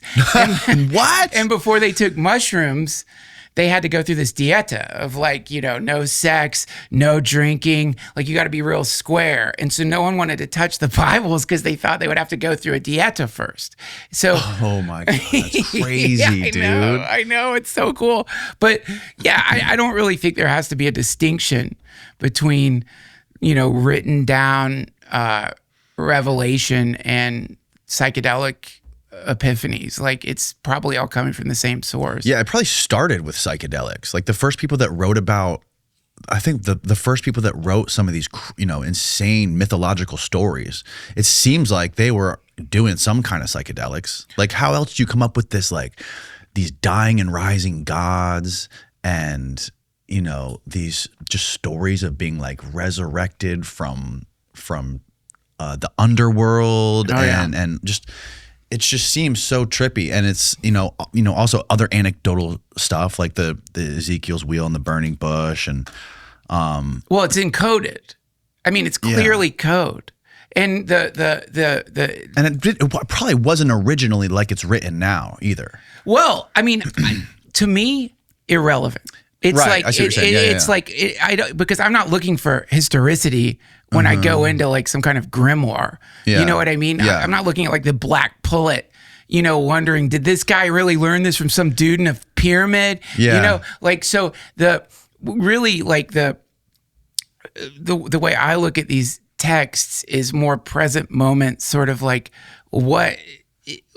what's it saying right now? I don't care. What is, okay. You know what I mean? Yeah, What's the resonance here? Like, Sure. what is it? And so from that perspective, it's clearly encoded in the most brilliant way ever, because it works on several levels. Like on one level, it does seem to be a kind of basic bitch morality teaching, right? And that's good. Like, cause it's, you know, don't steal, don't kill, you know, don't be jealous, like all of these things that are going to harmonize society. It's very, very good. So on one level, it works just like that. But then when you look deeper, But it also creates like whores. it absolutely, any powerful thing creates horrors, because people love power. Yeah. And you get a powerful fucking thing, a fire, my God. Yeah. I mean, I don't know which has done more damage, the fire or the Bible. Yeah. They've been used together. But Yeah. but the point is like, you have to take all of that stuff, push it to the side, and recognize whatever the fuck this thing is, clearly it's powerful, because it has created civilizations. It has destroyed civilizations. It has destroyed lives, families. It's justified war, brutality, acts of the most extreme horror you could ever imagine. It's inspired dehumanization, racism, misogyny. All that is so fucking true. But it's like, it's also inspired the other stuff. Yeah. And Totally. you're not going to hear about that. No, as you're much. not. That's true. And so but generally the thing is like, forget whatever it is you think about it, and go into it just in the moment. And I see what you're saying. you know what I mean? And from that you realize like, whoa, it's a code. Yeah. It's way different from what I thought it was. And it's definitely teaching like a lot of like occult, it's an occult teaching at deeper levels. And it's seemingly designed as an initiatory system that allows you to venture further into it according to where you're ready. And that's the compassion within it too, is it's like, not everybody needs to have some of this stuff blasted in their face, not because it's dangerous so much as because they're not going to hear it. And it's like talking to someone in their sleep. Have you ever read any of the stories that were taken out of the Gospels? You mean the Gnostic stuff? I don't know if you would consider if it's considered Gnostic, but there's like a bunch of other crazy stories, like the Gospel of Judas, maybe that the one. Gospel of Mary Magdalene. There's the Greater Questions of Mary is one of them, where Jesus makes Mary drink his on the mountain, and then there's the other one. And really, does that make him a bad person? No. Has no one ever drank your on a mountain? Because if that has never happened, man, you got to get out there more. Yeah, I'm with you. And there's the other one where I think he was a toddler, he killed a kid or something. What was that one? I forgot. I love that one. Yeah. Killed a kid. Also, he made a bird out of mud. That was the same one, right? Yeah, same one. Yeah. It's like Jesus' miracles as a child. Mm-hmm. Super cool. Yeah, some of the stories that were left out are like wild, like crazy. They sound like sci-fi horror novels. Yeah, and like, man, I think it's like anybody who's interested in this stuff, it's your job to go deeper. It's your job to like, that's the other thing about it is it's like, yeah, I don't know, a bunch of text got assembled into like this thing we call a Bible, but it's like the infancy gospel. That's what it's called. The infancy gospel of Thomas. You have to do your own work. You have to read the infancy gospel. You have to find it. Right. Like you should like seek this stuff out and not like expect that like power structures are going to spoon feed this shit to right you. Exactly. Yeah, you do have to do that. Yeah. Like reading some of some of that old stuff really it does something to your brain where like the way they wrote, like if you ever read stuff like around the Beowulf era, like when Beowulf was written, or like Lord Byron, where he talks about like the serpent's conversation with Adam and Eve and Abel and Cain, like reading that stuff, like I have to like, it takes me like 3 hours to read 2 paragraphs just because of the way it was worded. And again, you said it perfectly. It's not what society's trying to cram down your throat. It's not just like the canon. It's like all the other stuff around it is also really interesting. And I'm just like so fascinated by what the fuck people were doing 2,000 years ago. I'm hyper focused on corroborating maybe like some of the stuff that was peripheral to the Bible that was happening at the same time, because I understand like you can get a ton of value out of the stories in there and like how it ties into where you are in the moment and some different layer of the cosmos or whatever. But like also, I would love to take a time machine 2,000 years ago and see what the fuck Jesus was actually doing walking around.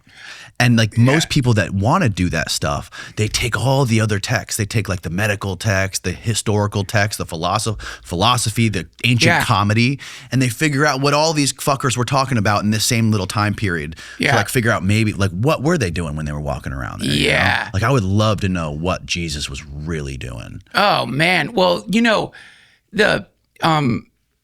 so they asked Buddha, they were like, what's the most important thing? Because there's the 3 jewels in Buddhism. That's the Buddha, the Dharma, the teaching, and the Sangha, the community. So they asked him, what's the most important jewel? And, his response was the community, the Sangha. And so what he's saying there is you don't really need a time machine. In fact, based on that like explanation of the sort of guru teaching, the community around the guru, what's really the most important is the Sangha, because in Christianity, they will say the church is the body of Christ. And so you don't need to go back in time. What's fascinating about Jesus is you're looking at, basically like right now, of course, you think you're a you and I think I'm a me. And when we think of ourselves, we generally think of ourselves as just a body, it's me. Even though really what you are is your community, what's around you, like your family, your, surroundings, and all of this makes you a you. You're not Is this some Jungian shit?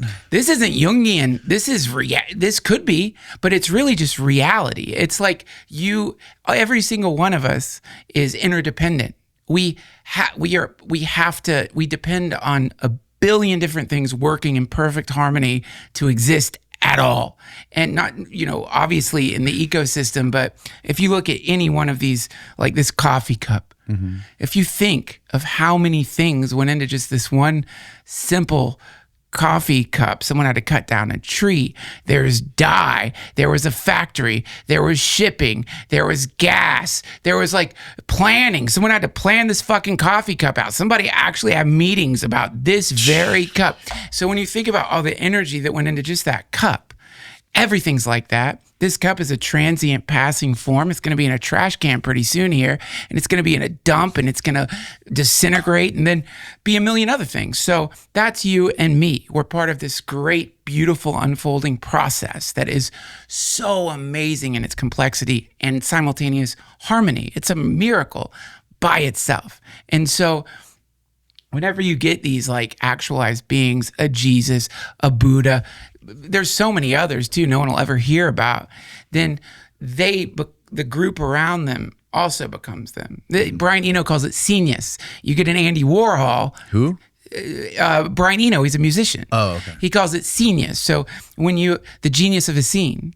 So like Andy Warhol was Andy Warhol because he was surrounded by all these great artists. Lou Reed, all these people were around him, the factory or whatever. It was a whole brain. It was a group brain. And Andy Warhol became like the mascot, basically. But it wasn't just him. And so when you have like an enlightened being come around, inevitably, there's a conversion that happens. Everyone syncs up with that consciousness and it becomes actualized in their own right. And then that spreads. So yeah, killing Jesus was like trying to like kill like the first germ that caused a cold. It had already infected the consciousness of humanity. Whatever that was, injected itself into like history and then is now forming as churches all over the place. Those are externalized organisms, that are, all still harmonizing around whatever that energy was. And that energy, it's the reality of it is it's over. That past is gone. There's no fucking past. It's gone. There's just now, like right now. So, you can experience that energy now, like, because it's here in this moment, because it's all there is. I mean, it's not woo-woo to say that. This is all that's happening, like right now. This is it. Whatever that is, who the fuck knows? It's dusty old scrolls someone jammed into a clay jar. Who gives a fuck? Right. Who knows? I don't know. But like right now is what's happening. And the question is, like, do these like sort of like encrypted bits of data allow you to tune into the nowness or not? Does it help you plug in to something fully here? And I think it does. It most certainly does. And it's not a dusty old thing. It's alive right now. The Dharma, whatever you want to call it. Yeah. No, it's like we're all individual little islands poking out of the ocean, but underneath they're all connected. It's all one big archipelago. You got it. But when the water comes down, you can see that. But beautiful. When the water's up, everyone lives on their own little island. Beautiful analogy. Yeah, man. That's it. And that's why, there's so much trouble right now is because I feel like we could be on the precipice of recognizing we're not really separate from each other. And that when that happens, that's the great shift. That's what the astronauts talk about when they come back from the moon. When they see the world, they have that overview, psychological wires cross or something like that. They come back and they're just like, it does something to them when they see the planet separate from them. Yeah. Yeah. What do they call that? I think it was overview effect? Oh yeah, I think that's what it is. Yeah, it just completely changes their lives because they recognize like, oh shit, we're all the same thing. It's one thing. Yeah, Edgar Mitchell talked about that, I think, on his way. I don't know if did he go to the moon? Did Edgar Mitchell go to the moon? Nobody went to the moon. You don't think they did? Can you do me a favor? I'm sorry to ask. Can you pull up moon landing footage? Just watch this. Now, Now imagine if, like, for real, no one had gone to the moon. And I came on your podcast. I'm like, dude, I went to the moon. Yeah. And you're like, shut the fuck up. I'm like, no, let me prove it. I'm going to show you video of me on the moon. Yeah. Watch. So wait, what's your position on the moon landing? What do you really believe? If you had a gun to your head right now. That's it. You know, like that one. Do the one where it just takes off. No, this is my ship. See, I took that to the moon. That's my ship. I used a golf cart. Wait till it takes off. And bye-bye. And that's when I blasted off on my ship. But in the moon also, I don't know why, you couldn't see stars from the moon. And they left somebody behind to film that. Yeah, exactly. Exactly. So, did we go to the moon? I don't know. Well, wait, what's your best guess? Like if you were in Las Vegas and you're going to win $1 million if you're right. It's a tricky question because I think where I get conspiratorial about it is I think we really might have gone to the moon, but the footage that we got from whatever the fuck is actually on the moon would have disrupted society so much that we had to reshoot. And so they got Stanley Kubrick because they're like, dude, people can't see the artifacts. We can't. It's just we can't do that right now. It's the fucking Cold War. Yeah. The last thing people need to worry about is like apparently the Cold War. There was so much fucking fuckery and deception and lying. my MK God. Ultra going on. Charles Manson going on. You got it. Have you seen the photo Jolly West with Stanley Kubrick? Dude, I just interviewed the author of Chaos and oh yeah. Yeah. Tom? Yes, he's the best. Have you had him on? Yeah. Funny enough, this goes back to our Marilyn Manson story because he started off the podcast with him telling me a story about how he stayed up all night with Marilyn Manson drinking tequila and doing drugs. I believe it. He is so cool. He's exactly the person you want him to be when you read that book. He is such a cool dude. Yeah, he's awesome. Yeah. Yeah. Jolly West. He like schooled me on Jolly West. I had no fucking idea. There's a photo of Jolly West on the set of 2001: A Space Odyssey. Jolly West was like the CIA Forrest Gump. Like you know what I mean? Like he was around everybody. It's so weird. It's so weird. But yeah, if you look at the setting the moon landings happened in, and like I don't know, I want it to have happened. Yeah. I guess like where I run into problems with it is like I don't. You're avoiding the Vegas question. $1 million, yes or no? Fuck. Come on, just say it. It's really hard, man. No, it's $1 million. I'm gonna say no. I have kids. I'll say no. I'm gonna think about it for a second, man. I gotta think. I gotta pray on it. $1 million fucking dollars. I got 3 kids and 1 on the way. We need that money. You have 1 on the way? Yes. Oh my God, you're nuts. So, because I guess I'm gonna say, okay, to like make it more specific. Yeah. Is that footage we just watched from the moon? I'm going to say no. I'm saying no. Right. Did we go to the moon? Wouldn't surprise me, but probably like you're never going to hear about that. Yeah. The footage looks super fake. Yeah. And NASA, you can ask ChatGPT. Do it. Ask ChatGPT, what happened to all the original footage and telemetry data from the moon landings? They said they accidentally wrote over the tapes. Shit happens. Money was tight. They couldn't buy more tapes. Dude, I'm so sorry. I wanted to record Dallas and I recorded it over the moon landing tapes. I'm sorry. Oh, shit. That was probably important stuff, huh? Oh, well. Mm-hmm. Yeah. Yeah, I mean, look, the reality of it is like I find it quite difficult to like take anything the state is putting out there that seriously. Yeah. It's always at the best a tiny piece of the truth and leaving out all this other shit because of national security. And so who knows? Like that, and I think we're all getting to that point, which is a little worrisome actually, because this whole thing depended on people having real belief in their leadership and the government. And so now that like, you know, the Epstein stuff is like, you know, pointing in the direction of something that is in one way very unifying. Like it appears that could unify us. The thing that people mostly agree on, thank God, is that you shouldn't be a child. Yeah.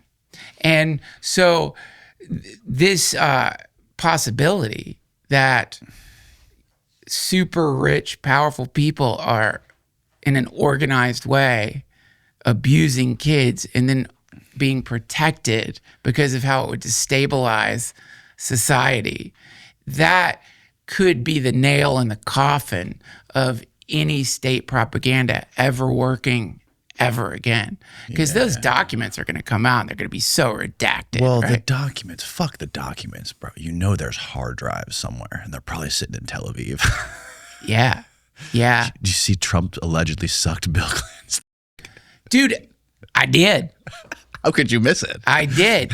And it's like, the thing is like, honestly, man, like if that was the only thing in there, Trump sucked Clinton's. Better than World War III. It's like, dude, you know what? We've all had our party days. You know what I mean?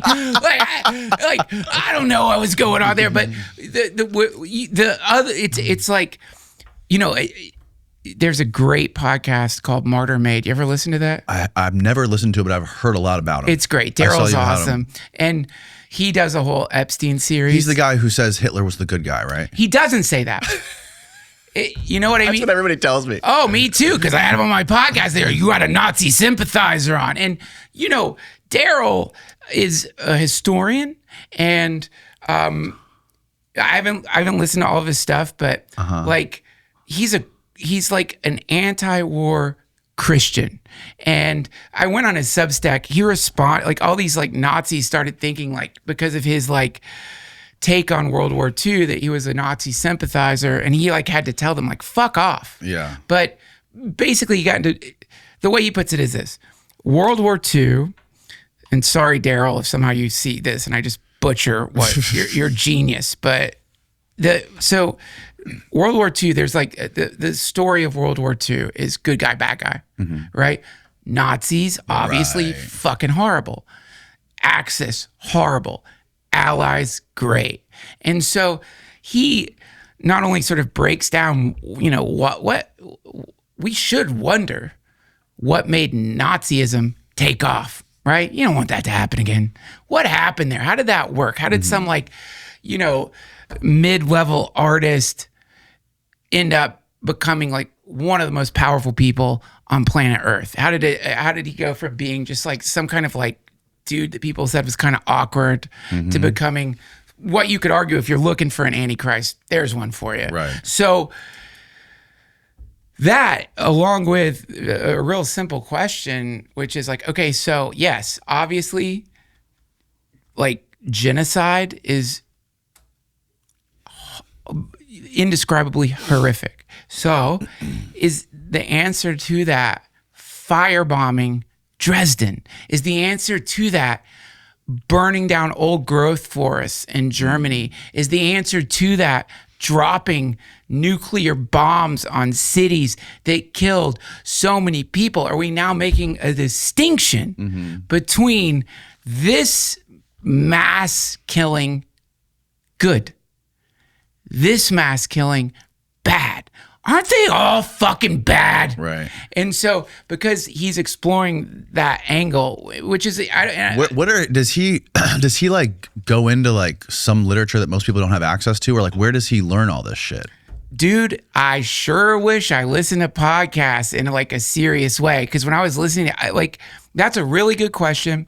And he does cite, and I don't think it's like obscure literature. I think like when you read about cities being firebombed, when you read about what that was like, you know, to walk through a city that had just been incinerated and just see corpses of children charred on the streets and stuff. That you don't have to reach out to obscure. I mean, God, you could find documentaries on Hiroshima.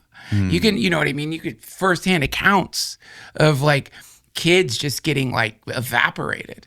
And, you know, he's really pointing his finger towards like an anti-war place, which is like, it's all, why are we trying to like paint a picture that any of this was good? War is failure. Yeah. War is like. The crazy thing though about people like him, I've never listened to his stuff. I'm sure it's great. He seems like super smart, interesting dude. But like I learned this from talking to JFK experts. I had a dude who wrote one of the most popular JFK books of all time. He worked on the set of Oliver Stone's JFK film, the first one. And I was talking to him.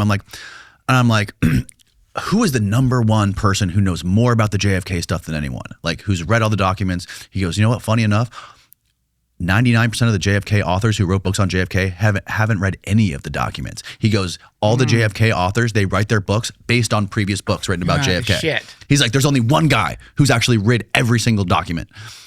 And I thought like, that's really interesting because if all people who are writing stuff about history are only basing it off other history books that those people wrote about other history books, like how do you know like how connected we are to the reality? Right. What's the source? That's exactly. it becomes like turtles all the way down. Yeah. It's like with the thing they were saying with AI, the big problem is AI is now training itself on AI. Right. You know what I mean? What now? Like it doesn't have anything else. It's run out of data.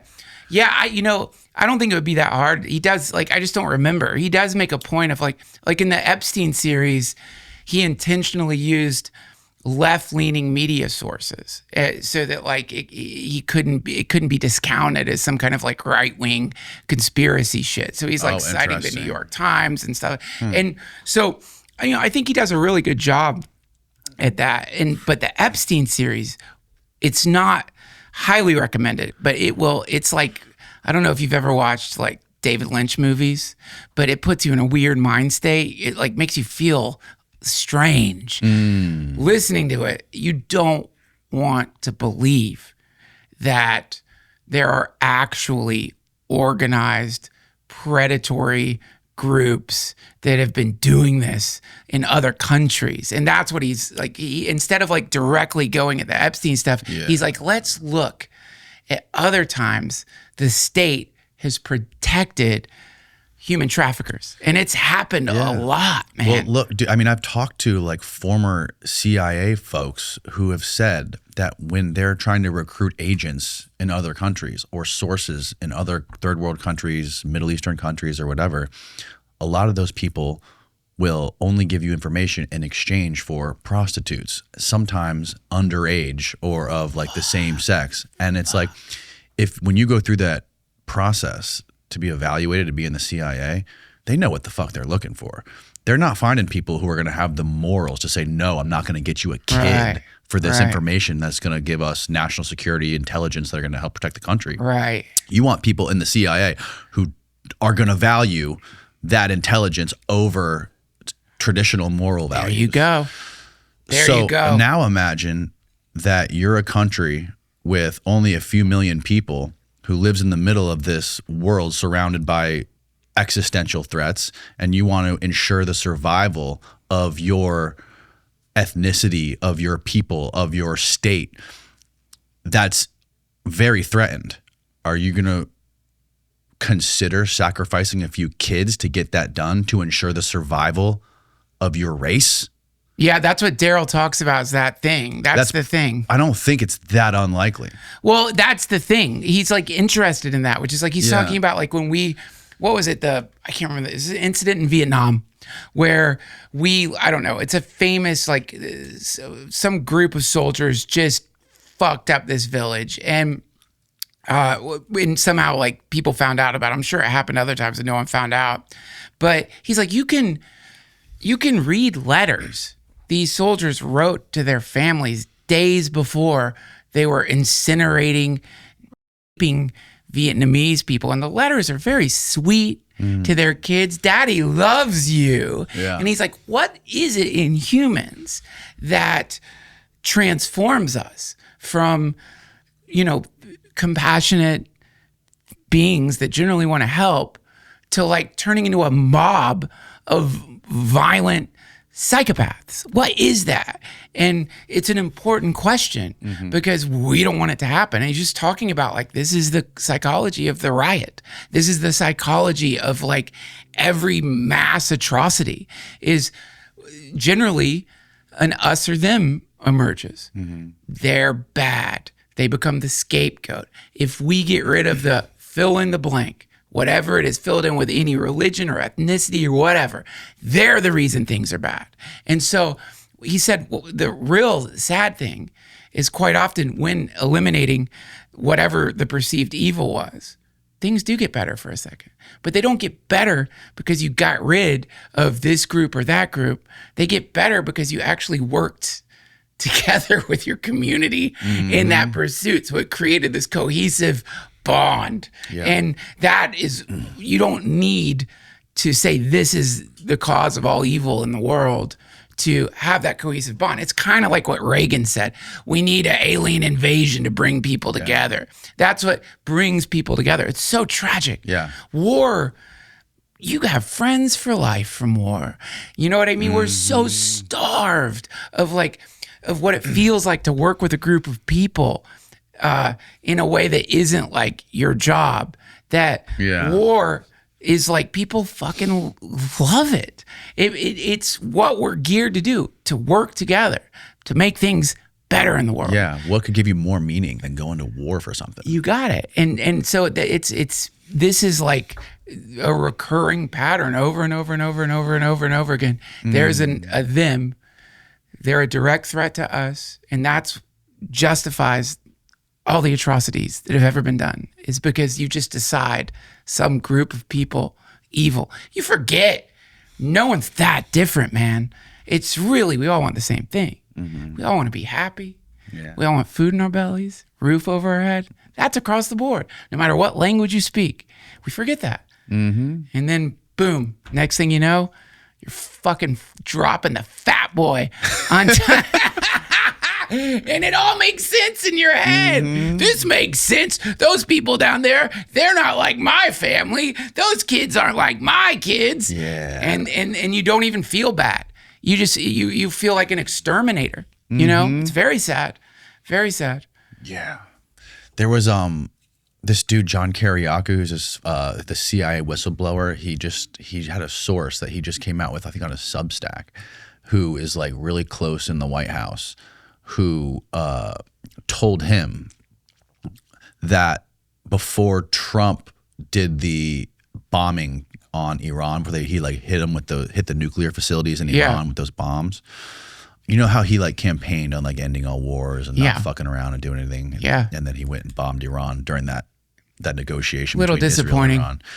So what John Kiriakou said, who he said he has a source that's like really, and he's like a former lifelong CIA guy who went to prison for blowing the whistle on the CIA's torture program. He has a source that told him that Israel or Netanyahu told Trump that if he doesn't intervene with U.S. military in Iran, they were going to drop a nuke on Iran. So he's like, in hindsight, if that's real, then Trump did the right thing. The Samson option. The Samson option. Yeah, well, I mean, yeah. Well, imagine that, though. Like, imagine Israel, Netanyahu told Trump, if you don't bomb them, I'm going to drop a nuke. Well, haven't even admitted to having nukes. They're not even. But everybody knows. Everybody knows. I mean, according to whistleblowers who've been blowing the whistle on it forever. Yeah. And they're not in the treaty. They have nukes. But it's like they're the ones that aren't allowed. They're allowed to have nukes, but like everyone knows, but they're breaking the law by not like making it official. Yeah. Yeah. It's wild, man. It's wild. And how, it's also just so wild how it seems like he can't tell him no. And I think it all ties into the Epstein files. It has to. It has to tie into the Epstein files somehow. Well, I mean, this is sort of, it's everything that's happening. It's not new. None of this is new. Right. Like, this level of war, it's always been there. Like, this is just part of like diplomacy. Diplomacy isn't just like, let's negotiate and compromise. Diplomacy is vicious. Blackmail. anything you can do to get the job done. And so for me, that's comforting. Because if you start imagining what you're seeing is like something new at all, it's not. Like, how long have people been using sex and blackmail to like puppeteer leaders? I mean, it's such an effective way to do it too. Yeah. And it's so like for like, yeah. Are world leaders more than likely compromised? Well, yes. Compromised in all kinds of ways. Not just compromised for like, you know, the Epstein shit, though certainly many are, but compromised just from basic greed. I mean, lobbyists, super PACs. It's like, certainly you can't really call it a representative democracy if the way people get into positions of power requires so much money. And that money is not coming from individuals. That money is generally coming from mega corporations and other countries, and done in like fascinating ways. So it's like at that point, so, you know, the apocalypse literally means lifting of the veil. And so what people are beginning to, the new thing, I guess, is like on a global level, people are beginning to wake up to the reality that what our voices aren't really being heard, or the voice of like, you know, actual citizens is being muted by the like voice of like powerful corporations, and that's really bad, because like the founding fathers, the whole point of this fucking democracy and electing a president was to let the steam out, you know, otherwise revolutions happen. You got to let the steam out, depressurize it. You have a nonviolent revolution every 4 years. You get a new leader. And so if people start realizing that it doesn't work like that anymore. Right, no. This pressure builds, and that's what we're all feeling, man. It's like this pressure is building because it's like it's becoming increasingly difficult to buy the show.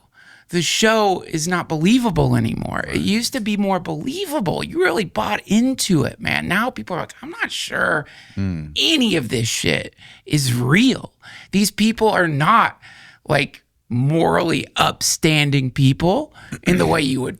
That was always a thing. Presidents had this kind of noble quality to them. They were like powerful, gentle. They were for everyone, and they had presidential speak.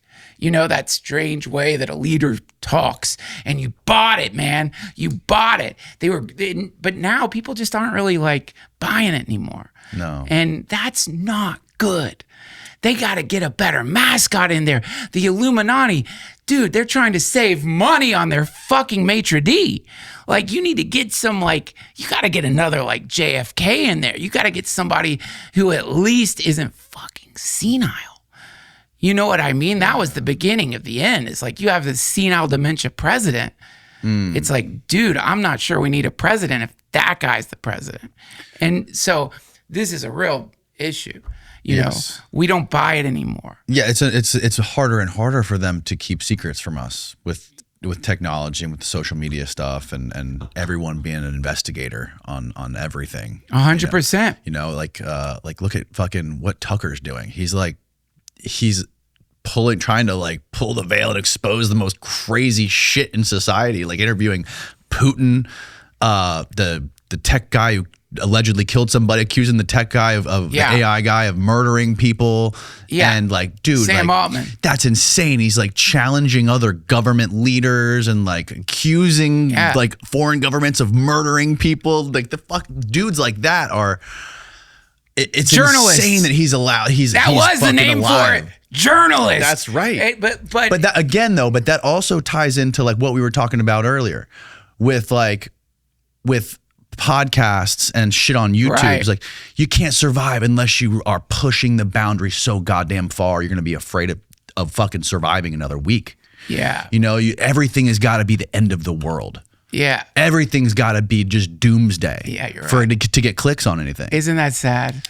It's so sad. It's like, because it's like, yeah, I guess like people are just getting high on fear, and that's like the drug of choice, booze and fear. And and so then, because you create a market pressure for fear, you want to create more creative versions of fear, more cinematic versions of fear. You're in the fear marketplace. You're a fear monger, and it's tough on them streets, man. You got to like come up with a really brand new good angle to freak people out about, because that's what the algorithm likes. Right. You don't even want to make it.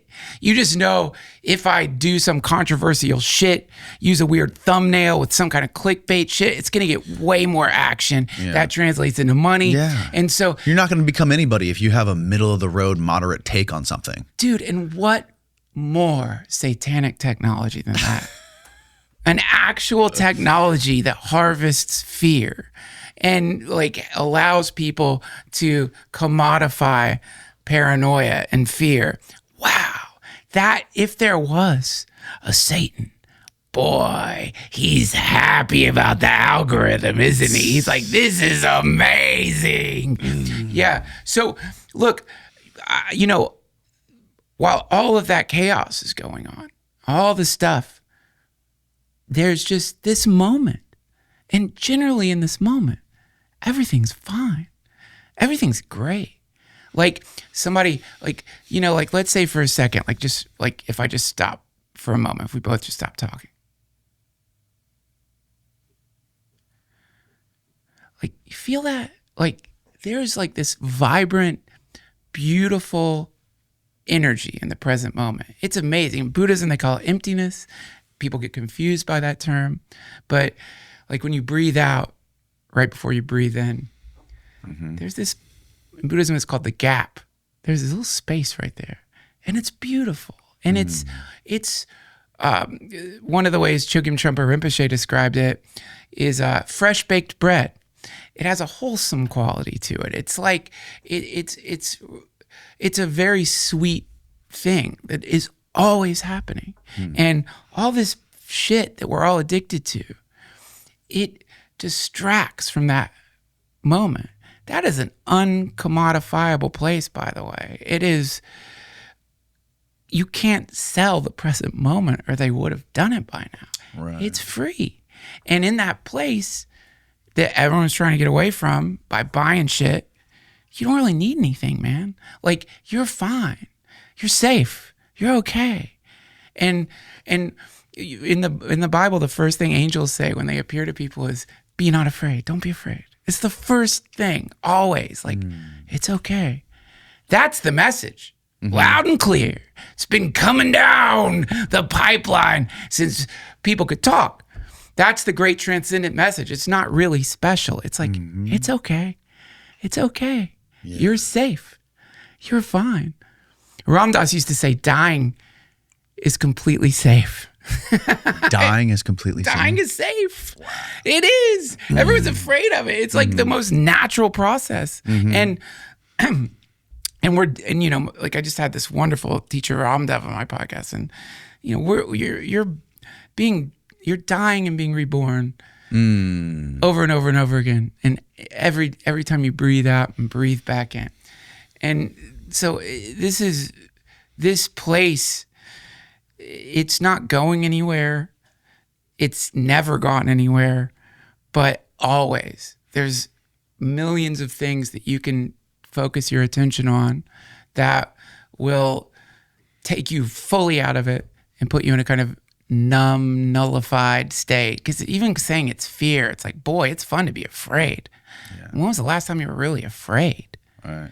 It's exciting.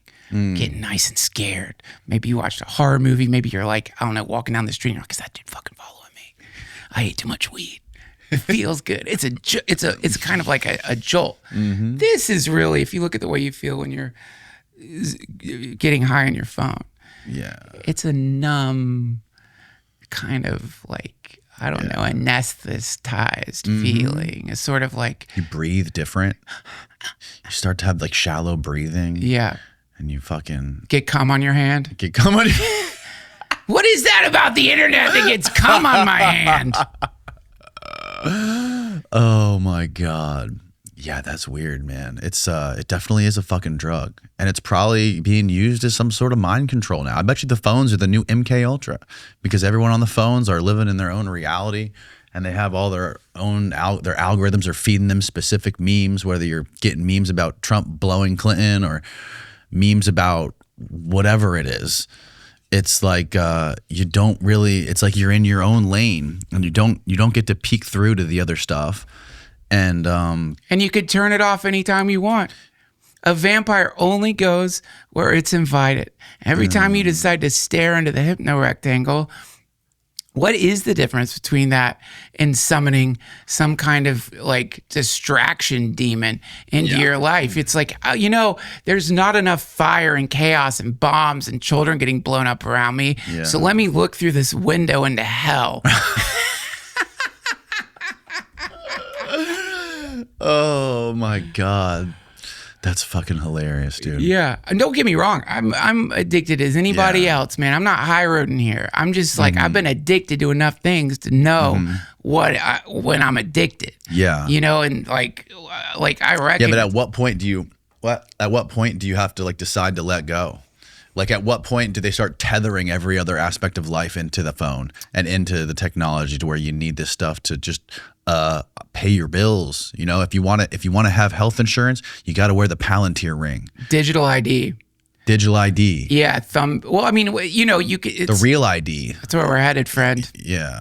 I don't really think that there is, not to be a complete fucking defeatist here, but I don't really think that and I recognize the irony that I'm wearing a Palantir hat. When I say this, I don't think you gotta pay the bill somehow, bro. Please don't start I'm wearing this to troll because you have 4 children. People accuse me of getting paid by fucking Palantir. So now I wear it on any podcast because it's so funny to think that Palantir needs mid-level podcasters to work for them. But I don't think you would be their first pick, though.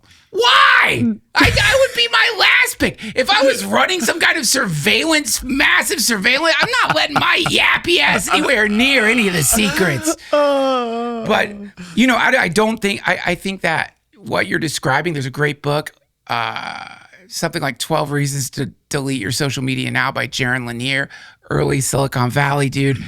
And basically, the way he describes it is where we're headed is towards, like B.F. Skinner, the Skinner box. He used it. Okay.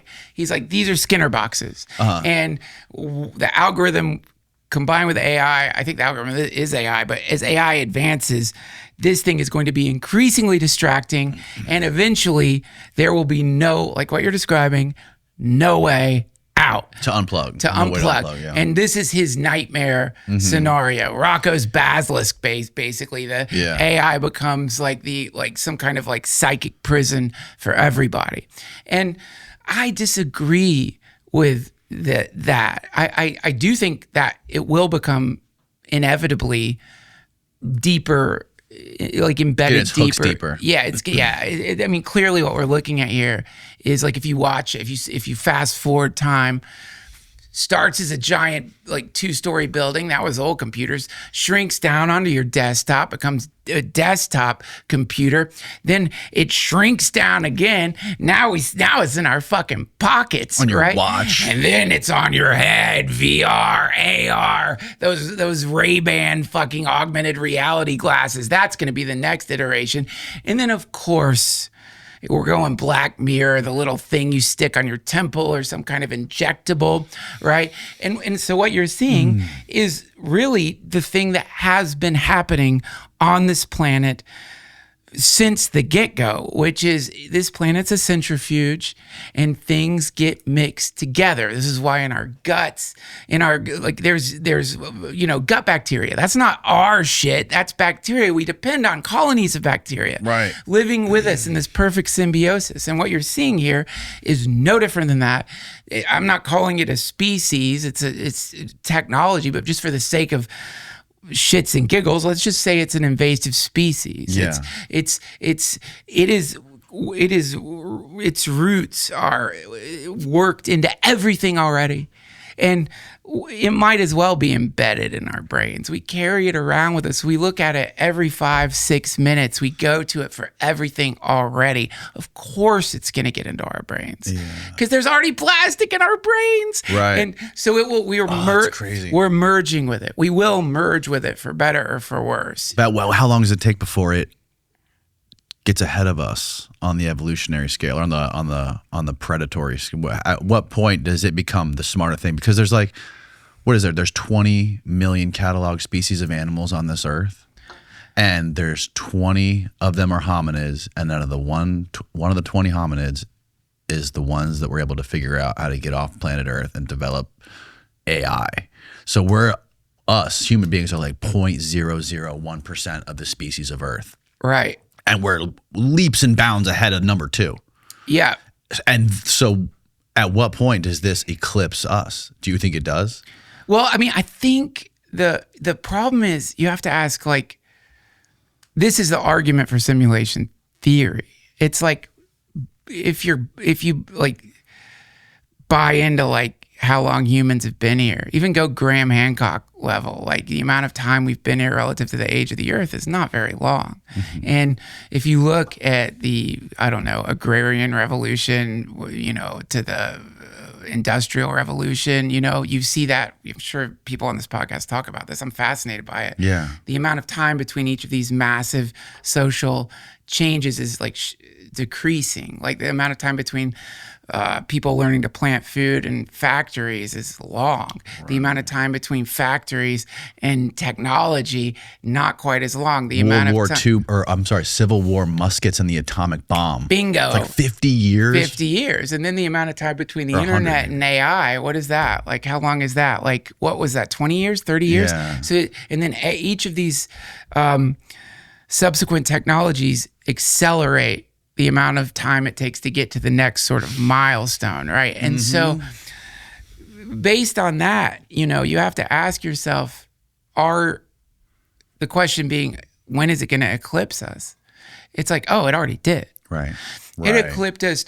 You think we already hit the singularity? Well, I mean, I think it's quite possible. This is the argument for simulation theory, is it's like there is some probability that's not that low that it already happened, and that somewhere along the way, humans got digitized. We upload our consciousness into some kind of experiential thing that we call a lifetime.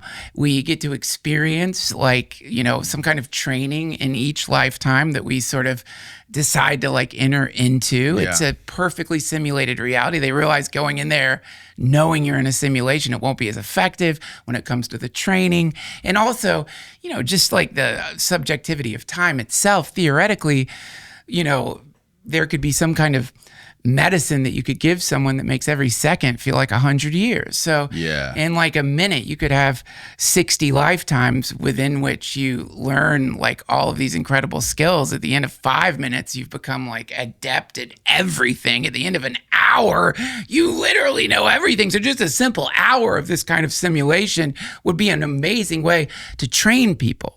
And so, it could be that that's what's happening to us. Have you seen the documentary that this dude, Danny Goler's making? He has a theory. He has a theory when you take DMT and you take a diffracted laser and you shine it on a wall, you can see the code of the Matrix. I fucking love it because it's so funny. It's like, somebody told me that on lasers, there's something in lasers that identifies speckles. There's like speckles. Identifies the lasers. And so it's like people getting super high looking at some kind of thing in the laser that just is like, when you flash it at a fucking, apparently you have to have that in there. I could be wrong. One of my friends told me that. They're like, dude, they're just getting high on DMT and just seeing like basically like a barcode in the laser. And also I think it's funny. Well, it looks like I did it and I tried. So is it real?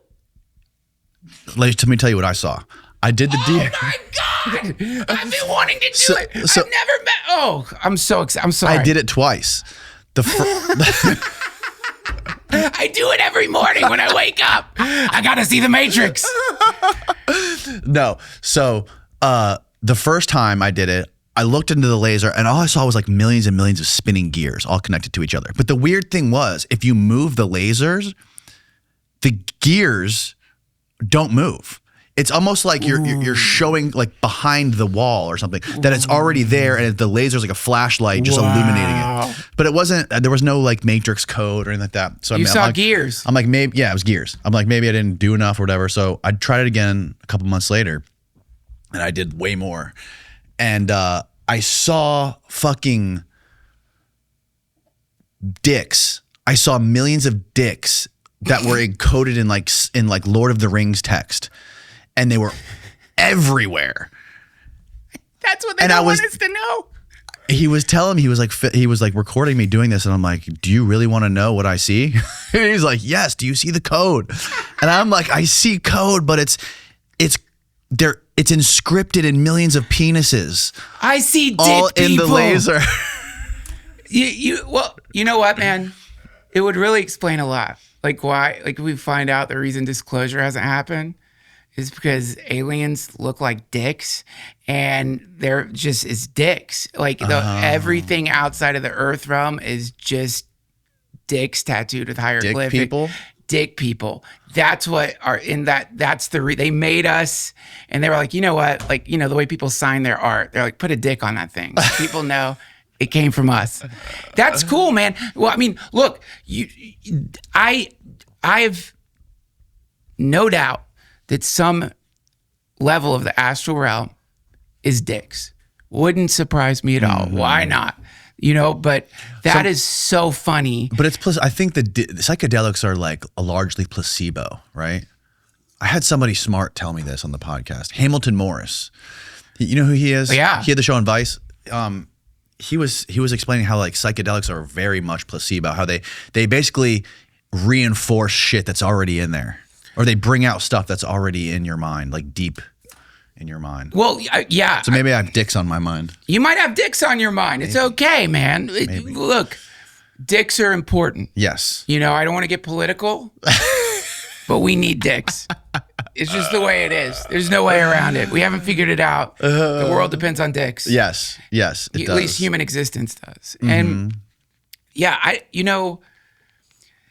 think But it is the DMT thing is just it's very strange. I think it could be, if we are living in a simulation, I would imagine radically altering your consciousness in some way might be able to, like if this is a video game, there's got to be a way to like see the edge of the map, you know? Yeah, there is. It's acid and nitrous oxide. Oh, fuck yes. You'll see the grid, baby. You'll see the grid.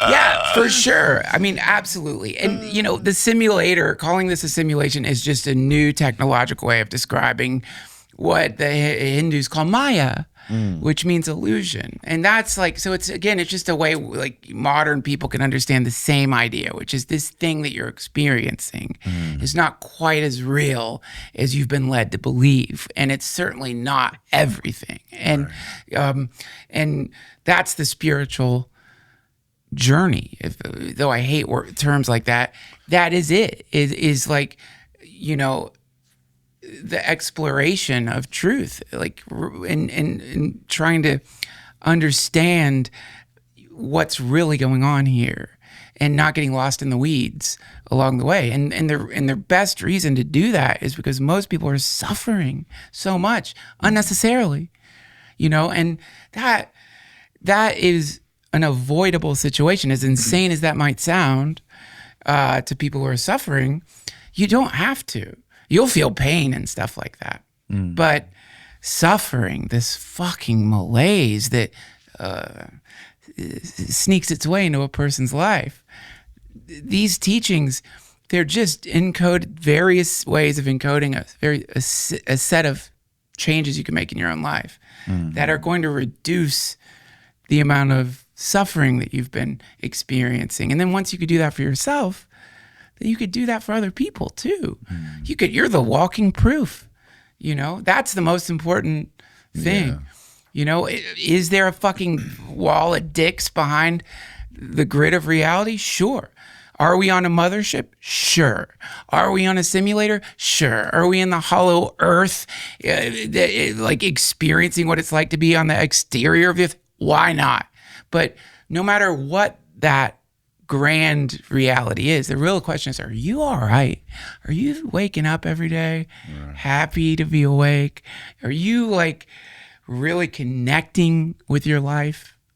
You really gotta ask yourself that, man. And that's the most important thing. We'll get to the fucking DMT dicks, but first, why don't we like figure out a way to like make ourselves happy within whatever this may be? That's my take, man. That's the most important thing. Yeah. The other stuff is cool though.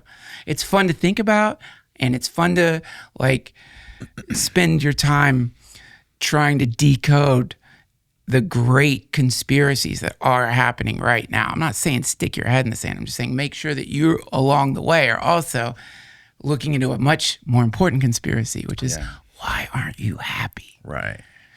What's your secret? How do you do it? How do you have the time to like do your comedy, have 3 kids, do all these podcasts? Vodka? No, I'm kidding. I thought you were going to say ketamine.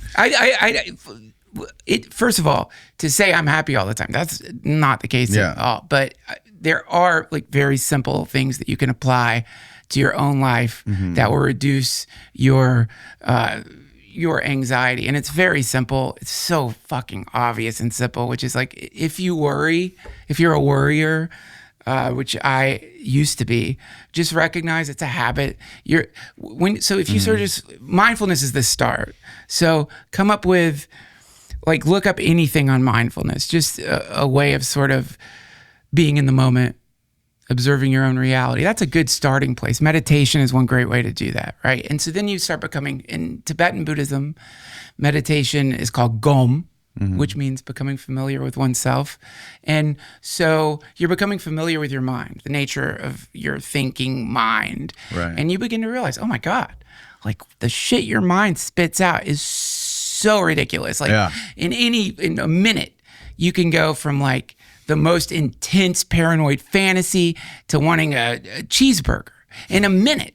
And so you realize your mind is just always producing these things that you have been calling thoughts, and that you've been sort of drawn to a set of these thoughts, which like the Buddhist teacher Jack Kornfield's like, this is like, the top 10 songs. Most people's brains produce top 10 worries, top 10 fears. You're always fixating on this or that, the problem in your life, the thing.